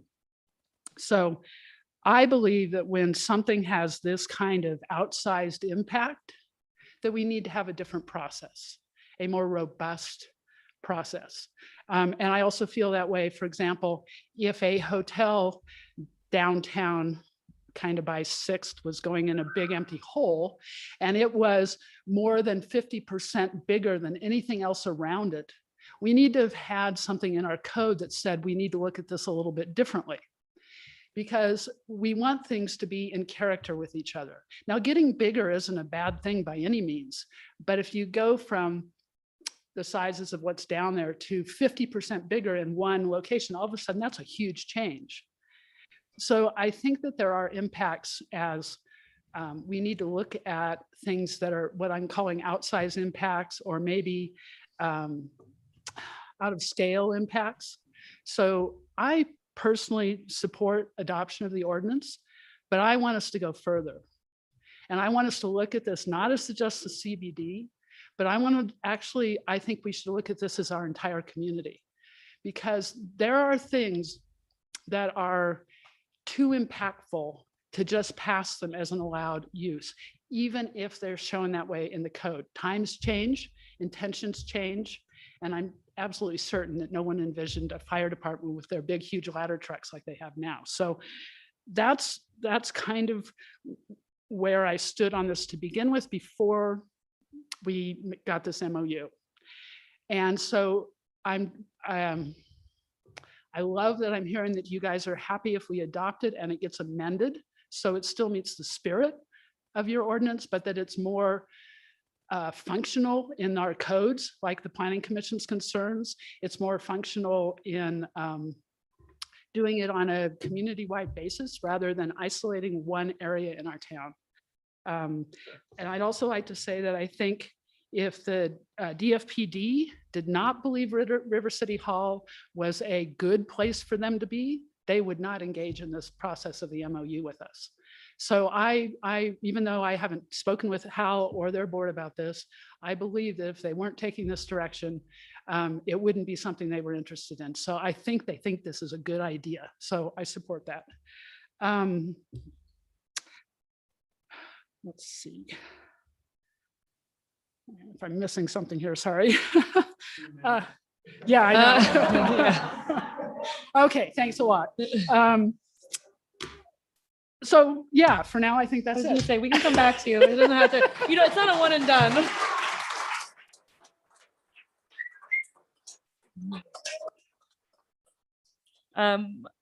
Councilor Youssef Bosmans, do you want me to go? Okay. First, I appreciate the efforts and all the work by our community for this initiative. It's unfortunate it has to come to this. It had to come to this. Some may argue that 1,100 signatures out of 13,000 voters, this is less than 10%, is minor, but I consider it a significant group. And the actual number of supporters may vary significantly, probably higher, nevertheless, obviously. I also listened to the Planning Commission meeting, and I appreciate their time and effort to look in it. into this, it seems we've put them in a bit of a difficult position as the issue is larger. But I do understand they were not very supportive of the way the ordinance was written for a variety of reasons. What I haven't heard from staff or during the planning commission meeting is why certain services, in this case, protective services such as police and fire stations, are typically considered allowed uses in many land use codes throughout our communities and the state. Obviously did mention unintended consequences of changing the use from allowed to conditional. And sure, as a home rule city, we have flexibility, but our community needs to have access to that specific question and if they want to have it. Most of the public comments were associated with the fire district building of the Durango Fire Protection District and the 9R building, not so much the initiative, part and part, which is of the ordinance, which is what we're looking at. And even if the ordinance passes directly or goes through a ballot and gets accepted, there is no guarantee that if the 9R building is still on the table, that the Durango Fire Protection District would still be able to move into that building. So even if it passes and the Fire Protection District wants to move forward to the 9R building, there is nothing that stops it. Besides, you have the right for public engagement. A key item here is at least for the public to have the opportunity to be informed, to provide comments, be engaged. And here we have negotiations taking place, executive sessions, emails going back and forth. And I want to speak up a little bit for the fire district. They've been at this for a long time, as we all know. They've been put in a very difficult situation with the condition of their station, as you all probably know, living conditions of staff. And city council, including some that are still on council, I believe have shut down or not supported any of these opportunities over time. I assume the Durango Fire Protection District is exposed to liability because of those issues, and maybe even the city, since we haven't addressed it either. But here we are. There is more division in our community, and a significant group of people has had no choice but to step up and do this initiative. And because we have not stepped up to the plate. And personally, what I hear from our community as being one of the root causes for this 9R building topic is the lack of leadership and vision. And unfortunately, to a large degree, I agree. And I think we will and should do better. To me, that starts with the council, and it applies to many more topics in our community. The initiative sends a clear message that council has not met the wishes of a large number of community members. And this is just one topic where you have made that effort. Yeah, I believe there's many other topics that are a concern, and people just don't put in the energy to do initiative. This initiative is exactly how the process is supposed to work. And I support and even think we have no choice but to bring it to a ballot. Because I want to allow all our voters to have their voices heard.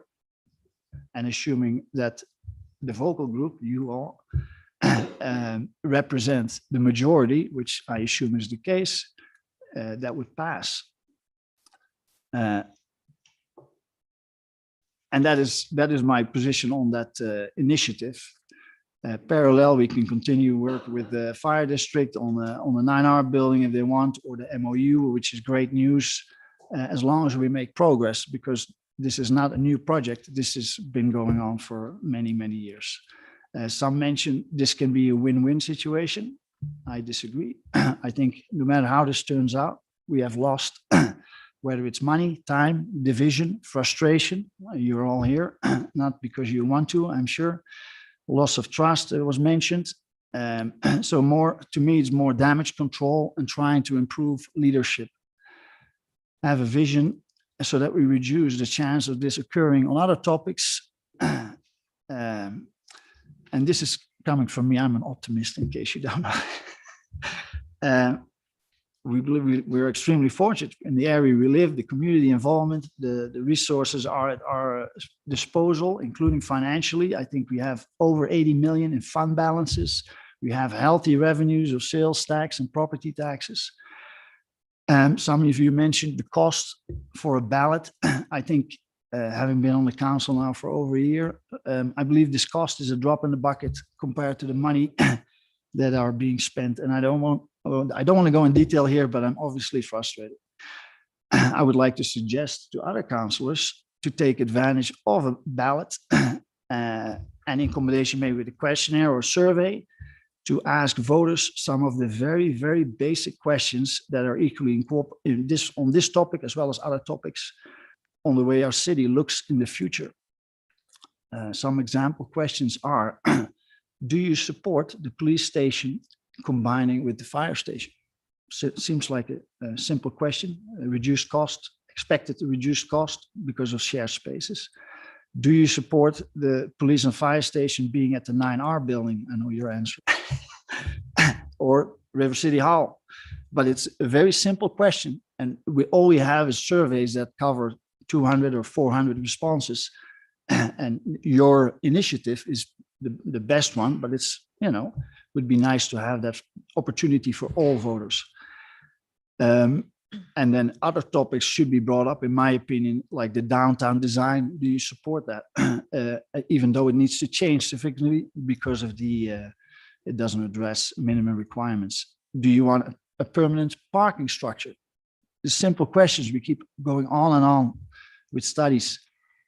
Should that be done before a downtown redesign?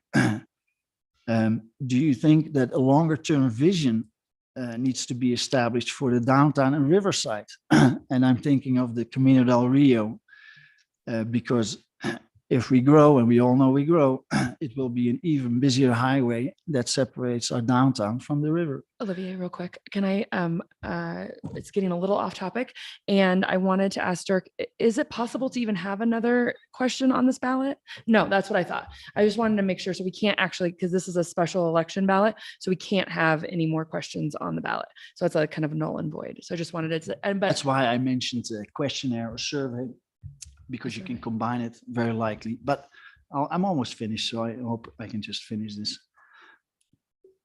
And the reason I mentioned the Camino del Rio is because there's other options to go on the other side of the river on Rusa Avenue to bypass it and connect the river with downtown, or an underground highway. These are things that we should drive community engagement and have a vision, because everything we do now has impacts on the long term. There was another question on if you believe that the city is connected in a safe manner for pedestrians and cyclists. And a little background. This is can we focus in on the ordinance though? Because we're not talking about the ordinance, and that's what I'm struggling with. Nor is River City Hall. And I'm almost finished. It is, because we just did the MOU, Olivier. But I'm just saying that this, is so again, like rule of order, David. Okay, thank you. It's okay. So to me, it is the ballot would be an opportunity to combine it with the survey, or to add another thing to it to get proper community engagement on some of the key topics that the council has not addressed, or is not addressing, in my opinion, in a good way. And the expense, yeah, it costs some money, but you can talk to me about how much we spent. So to summarize, I believe it needs to go to a ballot. I believe we need to continue working with the fire district. Whether it's the MOU is great news, 9R building, if it falls through, as long as we make progress, we can't wait another 5 years on the change of council. I think it would be a good opportunity to get more information from our community on other topics. And I think very importantly, in the unlikely scenario that the ballot wouldn't pass, I am completely supportive of improving the land use and development code one time to include public involvement, not for just the central business district, for the whole of the city, and make sure it's done in a way that the planning commission and the planning department, et cetera, and you as our citizens are supportive of. That is my comment and my position. Thank you. Madam I- Chair, before we move on, I'd like to ask for a fact check, if that's all right. Okay. City Manager, could you let us know more information about the actual balances and our fund balances? Yes, Mayor and Council, as sent to the council on Day, May 3rd, we actually have a total fund balance of all of our funds at 56 million. Of those, we have to keep reserves. Of those, we have bond covenants that we also have to keep. So actually our unallocated and assigned fund balances throughout our entire funds is actually 26 million. So just wanted to make sure it's not 80 million. I know numbers like that come out, and I want to make sure that the citizens have the information that is accurate. Thank you. Okay. And then I real would like quick, to- I wait, would- no, I you would just like asked a to- question. I know, but I If was you- actually if a you- question for you that Oh. that you had asked that I wanted to get answered. Okay. Because you had asked, why is it typically that fire stations and police departments are? Can I uh, first respond to the fund oh. balances? So during, this is a concern. Olivier, Dur- this. No, you no, asked please, it, I want to please, respond to it. this- Dur- We're going off Because- topic. We are way off topic, going- and I'm gonna stop. Okay, we're gonna Bring up the we're fund gonna balance. stop We're going because off we are topic. way off topic. Okay, thank you. 83 million. Thank fund you. balance. Okay, please, no. Okay, 83 million it's from the not city though, staff. and so. Out of order. From city staff. Cynthia's, our finance director's on the phone. Like, we can get clarification, but that's not even what this meeting is about. Can we just focus in No, on what this meeting was is about, fact Olivier? check, It fact was check. a fact check. So Kevin, would you be able to answer? I know you touched upon it in the planning commission. Would you be able to answer why typically fire stations and police departments are an allowed use and not a conditional use, like general? Olivier had brought that up, Councilor Bosman's. And so I didn't know if, I appreciate Councilor Baxter's perspective on the matter of things change. Yeah. Land use codes typically don't change very fast, but historically, fire and police are the things that you use. There's certain criteria that you need, like you've all heard from DFPD about. They need certain response times, they need certain distances, they need certain accesses. So that's the criteria that typically would drive its location, as opposed to a land use plan saying, well, this is a good place for a firehouse or a police station. And so that's why our code historically has been allowable across every single zone. Is that time for a review? I think Councilor Baxter spoke to it pretty eloquently. So thank you, Kevin. Councilor Youssef, do you want to chime in or do you want me to go? Sure, go ahead, Council Buell, Okay. and I'll chime in. Okay. So I saw this quote today and I just thought it was super applicable in many ways. And I know everyone in here has heard it. Fight for the things you care about, but do it in a way that will lead others to join you. Ruth Bader Ginsburg. And this quote really is at the core of what I believe and who I am. Why I ran for city council, why I hope some of you voted for me and why I was elected. Any of the questions I'm going to ask here and my concerns do not reflect the fact that I appreciate due process and coming forward and wanting your voice heard. It is questions that I need answered. And so I just wanted to clarify that before I started going. Like I said before, I think that community members should be more involved. I have loved seeing, even before I was on city council, chambers full for the plastic bag ordinance or the volleyball courts down in Santa Rita Park or OK Gardens when I was on city council. It's invigorating and it's seeing that passion, having people come into council and give 3-minute speeches that change, that help us think more. Like, I hope you know that each and every one of us does listen.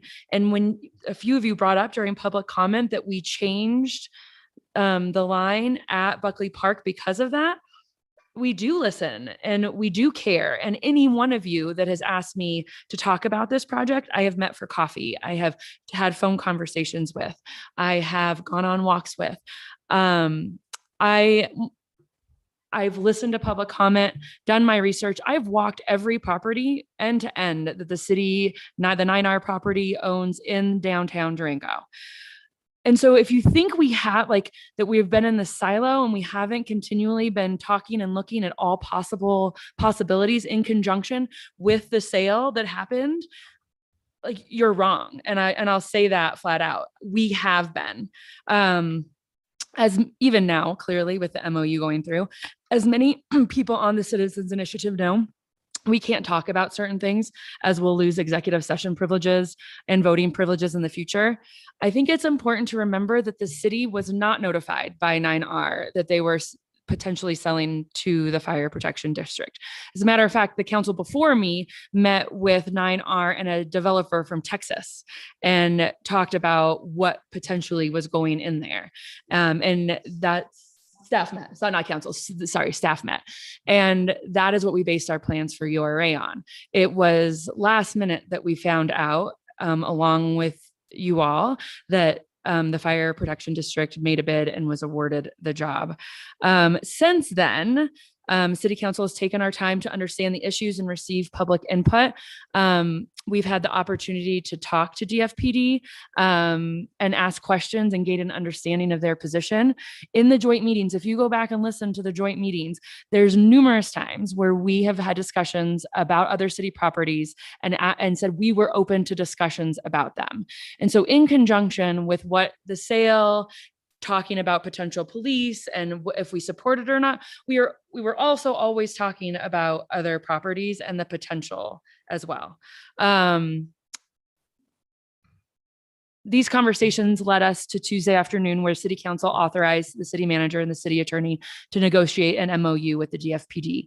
The intent of the MOU is to allow the city and DFPD 12 months to negotiate and determine if there's the ability for a River City Hall property to be used for the DFPD.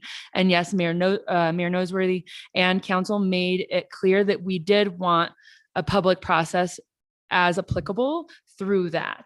But we also had made that comment. I know Mayor Noseworthy has made it numerous times to ensure that on this property with 9R, that there would be a public process as well.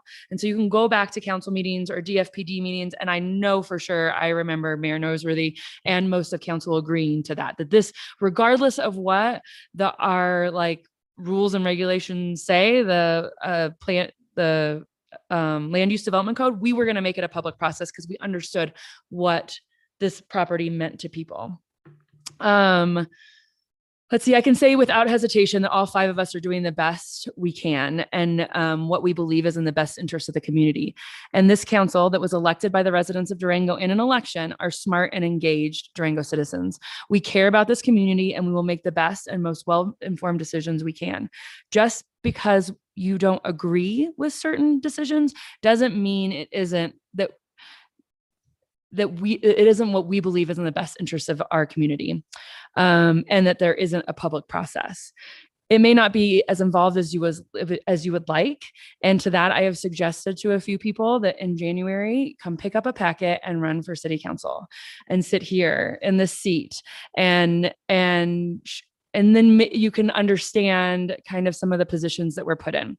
So my concerns, and I'll be asking some questions with some of these concerns. If we decide that we want to adopt this, but we need changes made to it, we obviously can't go to 1,000 petitioners and make sure they're okay with all the changes. Is there a way that we can work with 1 or 2 or however many, I don't know what the laws are, to make changes that the planning commission and our planning community development department would get behind and support? I think that if you adopt this ordinance in 2 readings, it'll be 1 reading tonight and another reading next week, then we are making changes to the land use code. You could then move forward to make additional changes to the land use code, in the fashion more typical of the process that Kevin described. So it's up to council and planning staff on how to engage with all the public. It's not just, the group that's before you tonight. If you want to provide for some extraordinary involvement through a committee or through another process or through extra processes, there's really no rules around that. So you wouldn't have to necessarily pick a particular way to do that. So I think that would deserve some thought on staff's part on how to engage with people. But the idea would be to engage with the public, go through the process, code alignment as Kevin described and so forth, and it would come before council in the normal fashion. And another public hearing would be held on any potential changes, just like on any other land use ordinance changed. Did that answer your question? Yes, I think so. Another concern of mine, that, and again, I'm not, I'm not being negative towards the initiative, but I feel that this effort in some ways is undermining the process that we have for development. We haven't even, our staff, our boards, our commissions haven't even been given a submittal to do anything on the subject property. Once the submittal is received, city staff would then be able to evaluate exactly what reviews were required. And like I said, the mayor reiterated and confirmed over and over that it would be a public process. I'm concerned. Another concern is getting more involved in preventing developers from carrying out development rights, especially that were fully vested prior to the change in regulations. And so, the fire department purchased the property from 9R under our current land use code, and undermining that purchase and changing it from underneath them, it just makes me nervous, just for developers carrying out development rights. And I'm not saying that it can't happen or it can happen. I'm kind of just giving my opinion there. And beyond this, like, where does that stop? And so what if an owner of a building wants to sell to a t-shirt shop, but the people in Durango don't want another t-shirt shop around downtown Durango? Can we just go out and get signatures to change the land use code to prevent it? What if we want to put a daycare? I'm not asking, this isn't I'm. Can I finish? If someone wants to sell to a person that plans to develop a daycare, but neighbors don't want kids near their home. I know I'm being dramatic, but I'm just telling you my concerns about preventing developers from carrying out development rights. My concern is that you get 700 signatures and you pressure council to adopt new ordinances anytime something is proposed that you don't want, because we shouldn't waste money on a special election. I don't want to waste money on a special election either. This isn't our choice. I want the process to go through like we do all the time with our smart and capable and creative staff. In speaking with Dirk, it's my understanding that a group like the fire district or other citizens could go and get 700 signatures to overturn the ordinance. Is that true? If you adopt this ordinance, I think it would be subject to referendum is what you're referring to. Yes. Right. So any change to the land use code, whether it's initiated or not, I think would be subject to referendum at that point. And I don't want to go in a circle when I believe our process, while maybe there's holes and maybe we can make this code potentially better, that kind of solidifies those holes, when our process and our council is engaged and our staff is working hard. The initiative, as was said in the planning commission, has some implications. I don't know how to word this without sounding. This group created this initiative in the same manner that they accused us and the DFPD and 9R, without any input or assistance from key players and community members. Our planning commission, our planning department was not consulted about the implications and ways to make this beneficial to our community as a whole instead of here. Like we said, now that we're doing an MOU at River City Hall, this would not apply. And so I'm at a crossroads. So I support the effort and passion this group has. I do not support getting bullied into making a decision that could impact the city and decision-making much further than this. We have agreed to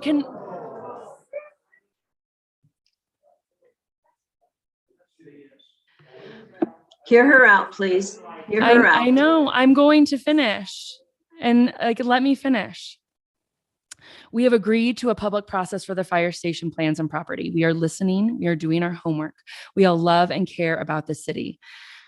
It's a fire station proposed at a location close to protecting our greatest asset, downtown. If the decision tonight is to accept this initiative or go to election, part of me, like Councilor Bosman, would like to hear what the other citizens think about this petition and the implications it has. However, they're not all here. There's 13,000. However, Excuse me, courtesy and civility, know, please. We didn't interrupt please. you when you were speaking, so please let her finish. Thank you. to have all of our citizens heard and support what the community wants as a whole. However, the other part of me does want to engage and support this citizens initiative. We have committed to a public process for this building. I want to honor that and show that we actually do support that by supporting this initiative. I just don't want our hands tied when future issues come up with the next project or the next thing on the docket.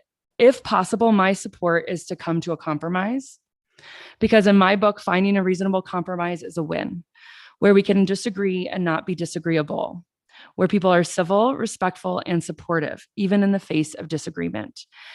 Can we approve the ordinance with immediate modifications? We have the Planning Commission with our Planning Community Development Department work on modifying the ordinance so it enhances our community and enhances our land use development code. And that's where my support would go. Again, you could adopt it and then immediately start working on the legislative process to make amendments. I think it would take some time to do that. Okay. And I would suggest that we go through the steps that Kevin Hall described is the typical process, which would include the maximum amount of public input in the process. Okay. Thank you. Councillor Youssef? So Dirk, will you confirm that again, so we could adopt it and then go through again that timeline of what that looks like? Well, there would be no set timeline, but once this is adopted, it would have to be, again, the second reading, and then there's an effective date that was proposed by the petitioners. I think it was June 16th. So the ordinance wouldn't even become effective until June 16th. But as soon as, again, there would be no timeline necessarily, but I think it's typically multiple months involved in start to finish in a process of I would say normal, in quotes, land use code change, and Kevin can speak to that, but there's no timeline involved in how long that would take. Again, you could specify process, specify how you want to involve citizens from this particular group and citizens in general in that modification process. And could there be special meetings in order to meet the timeline that we're facing? You were hard to hear, but yeah. No, we wouldn't be facing any particular timeline, no. So if I understand you correctly, then if we were to adopt this ordinance, we could then work to potentially amend some of the language of the ordinance over time through the legislative process. Is that what I'm hearing correctly? I'm sorry, it's hard not to be there in person. Yeah, it is hard to hear sometimes. Yes, that's correct. Okay. All right. Then I first want to apologize. I'm very sorry I'm not there in person. It's so difficult not to be there in person, because it is moments like this when serving that are truly some of the most impactful over the service that you can provide to your community. I get so much energy and just appreciation of being with the people in the room and hearing, seeing their eyes. I wasn't able to see any of the speakers, only hear them. So it's really unfortunate. I've been traveling with my daughter's graduation, and I wasn't intending on missing council meetings, but this one is a special meeting, so I apologize. I do also really want to thank the community for coming out tonight. I appreciate the process and the citizen effort. I'm very thankful that we have this citizen effort ability in our charter, and I'm also really thankful that our citizens are aware of that enough to take the effort and initiative into their own hands. I want to suggest that, quite frankly, that this has been a very, very difficult process and position that the city has been in throughout the entire process. For the last several months, we've listened to complaints, frustration, pleas, and dismay from the community, despite truly being in a situation as a council where at the time we had no ability to control at least the purchase and the sale negotiations of the 9R building. So it was difficult. Also, we're in a position, I think, many of us as counselors, where we do want to see the fire department in a better facility and in a better location, like we all do, everyone in the room.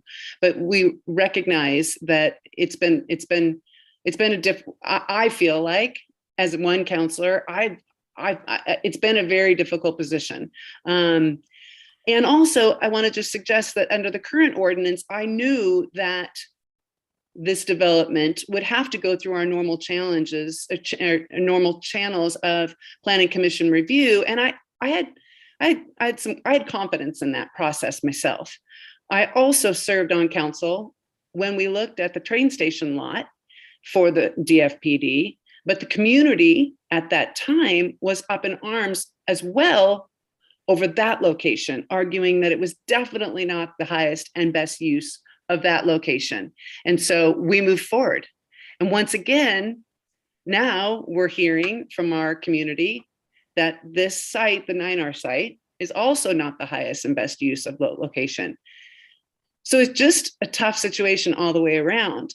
I want to say I'm very thankful for our staff efforts at working towards a suitable location, potentially, and entering into the MOU and finding potentially a different location that the community does support.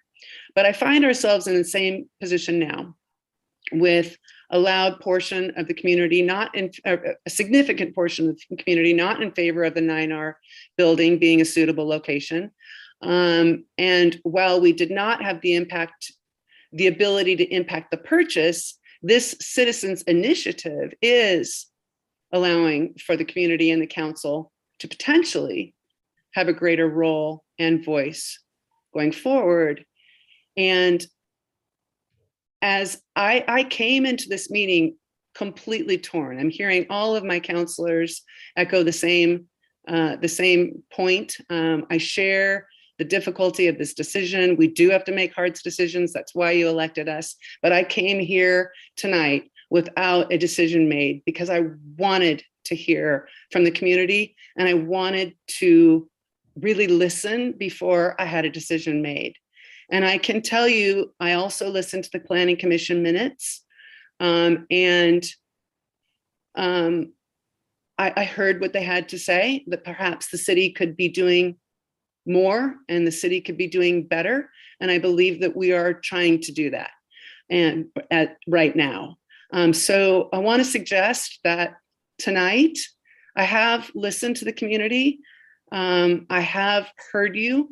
And honestly, I don't think that I cannot support adopting this ordinance and trying to move forward through this process, as Dirk is suggesting, and potentially making some amendments such that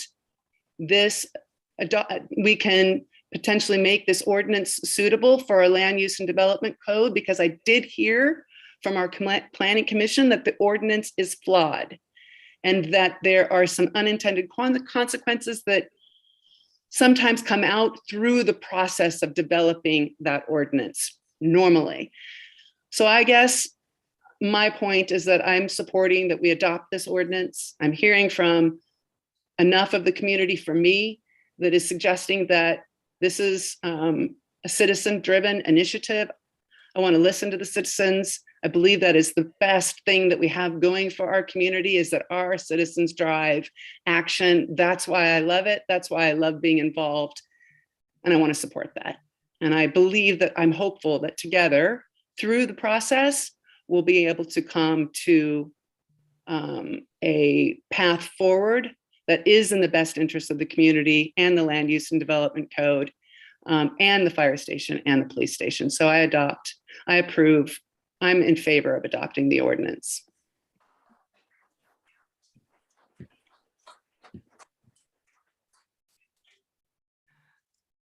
Mayor Noseworthy. Thank you. First of all, Councillor Buell, thank you for taking a leadership role tonight when both Councillor Youssef and I could not be here.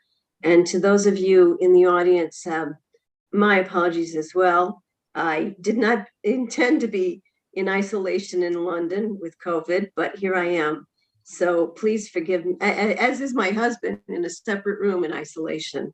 So please forgive me if I start to cough. I asked to go last.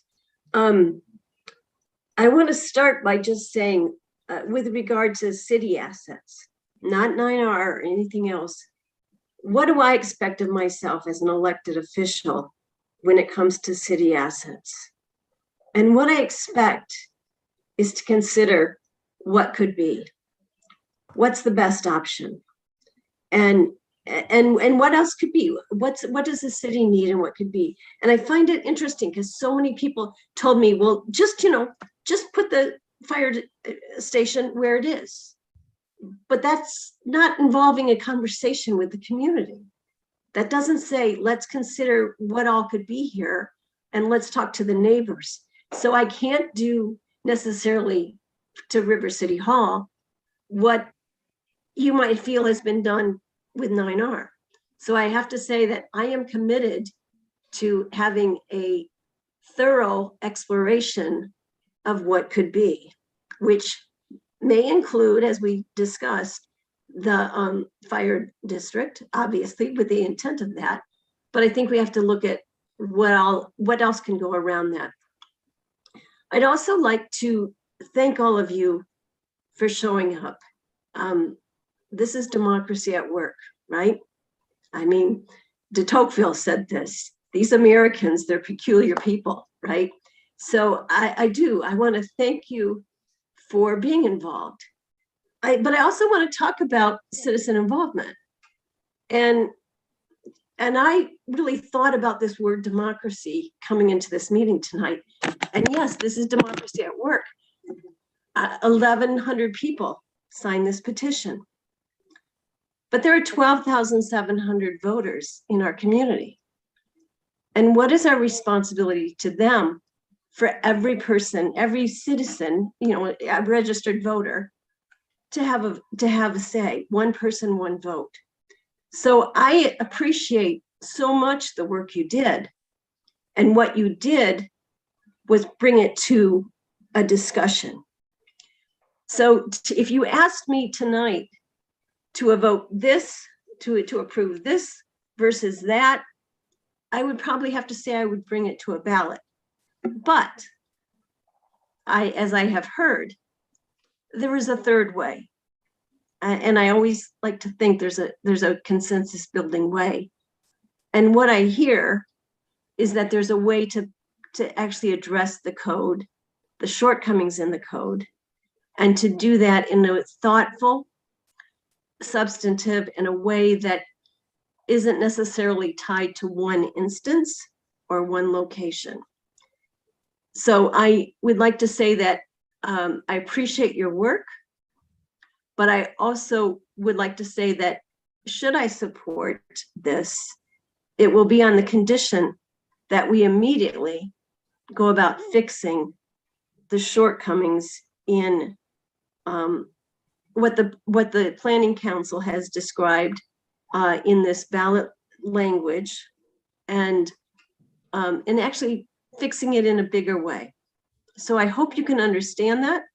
I too listened to the Planning Commission as other meetings, materials, and I hope those of you in the room have done that, because I value the work of the Planning Commission. I think they're hardworking, and I think they were very thoughtful.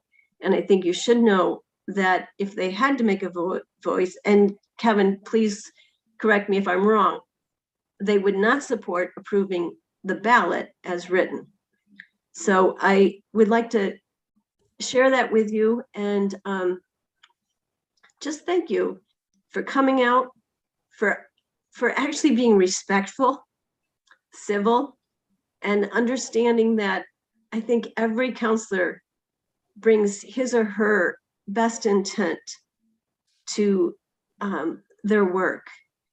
We may not always agree with you or see everything the same way, but I appreciate your recognizing that this council tries to do its best. Thank you. I'd like to make a motion, and I'd like to move that council adopt the ordinance of the Citizens Voice Initiative, and that we pursuant to this, if we agree to adopt it, we pursue the process of refining that ordinance such that it meets our codes appropriately with any adjustments that seem necessary. I'll second. Oh, any discussion? I forgot. I just I want to say that we adopt ordinances all the time and we don't put them to votes because the ordinances seem appropriate for the intention. And we do it based upon feedback from the populace. We do it based upon feedback from staff. We do it for all sorts of reasons. And for me, the only reason why I would not adopt an ordinance if it was critically flawed. And I believe this ordinance as written was not intended to be flawed, but it is. So with the follow-up and revision of it, I'm really, really comfortable with what it's trying to achieve. I would also like to say that it's in the chart. This process is in the charter for a reason. I think it does support democracy. It might not be the way everybody would like it to be. And someone in here, I think it may have been Ellen Stein, said democracy is messy. And so it's not tonight, but at another time. So this is how these things work. And one other thing I wanted to clarify for me about putting an ordinance in that's different than when someone bought a piece of property. This is a public entity that we're talking about here. And everything that I'm really speaking to is about public entities. It's not private developers. And so I think there needs to be a different level of review and critique for public entities.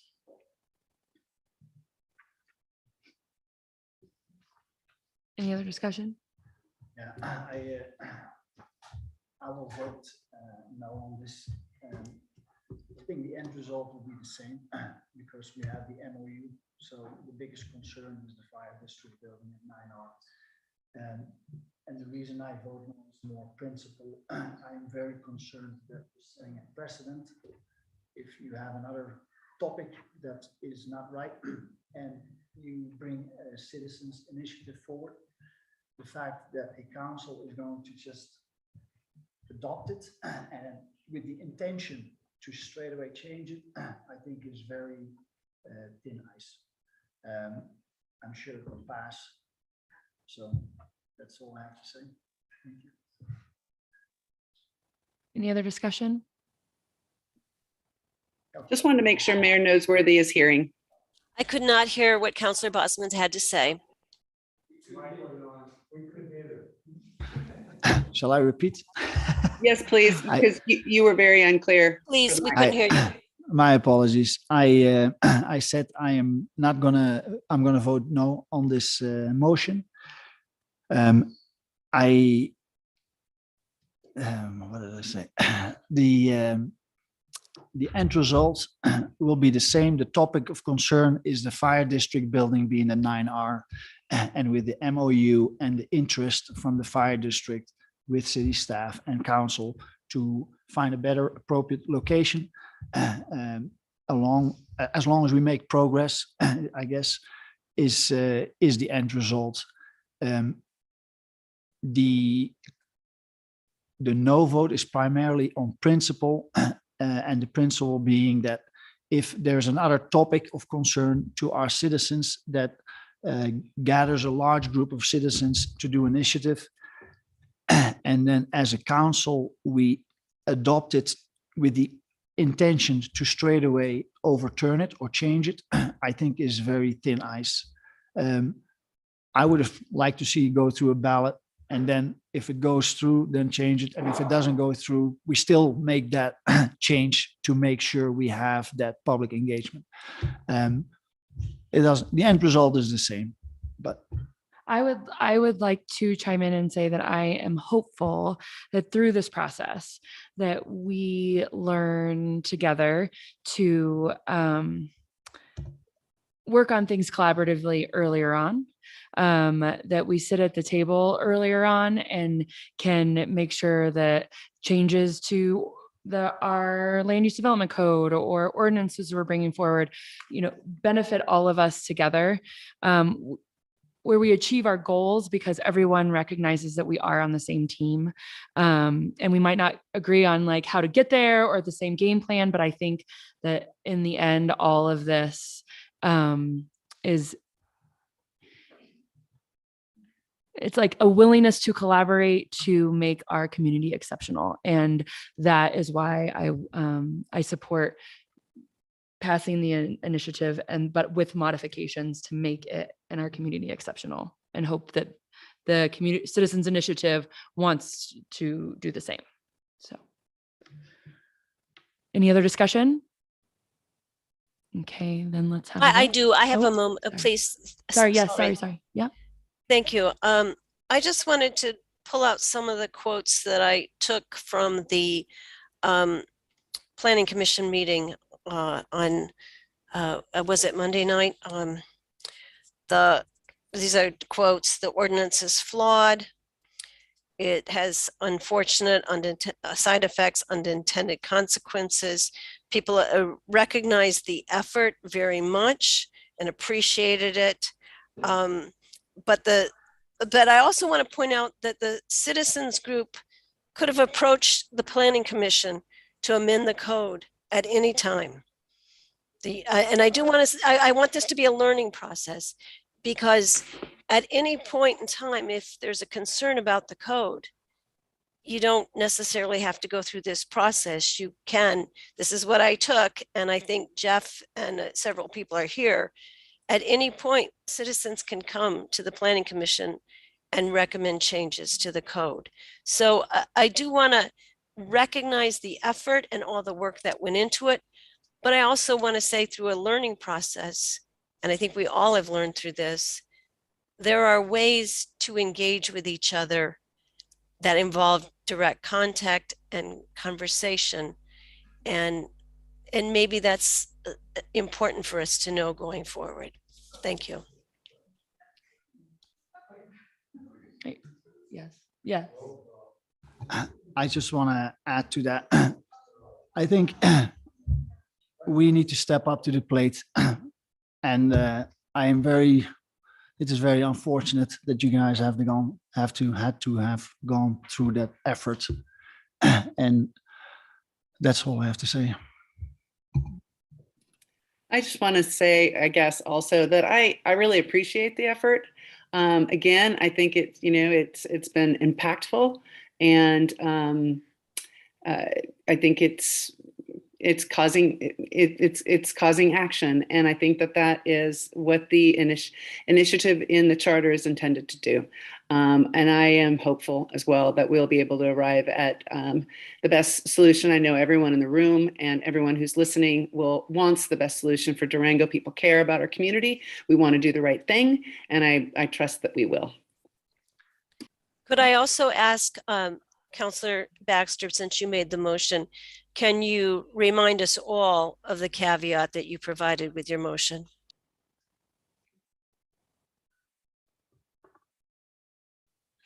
I don't have it all written down.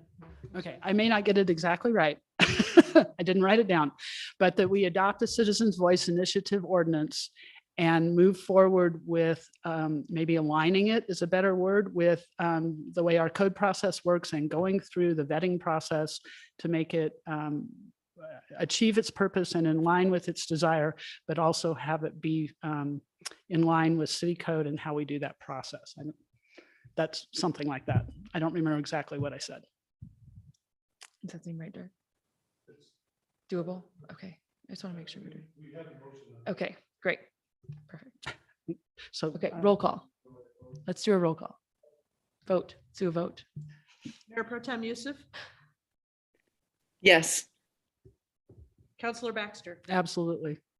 Councillor Bosman, Nope. Councillor Beal, Yes. and Mayor Noseworthy. Yes.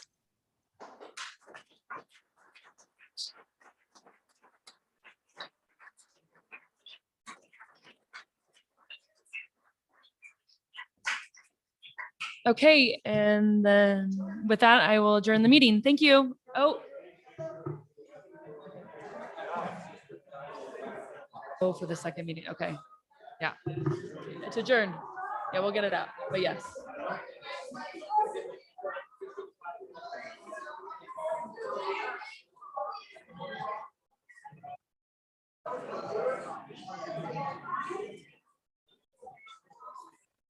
Great job.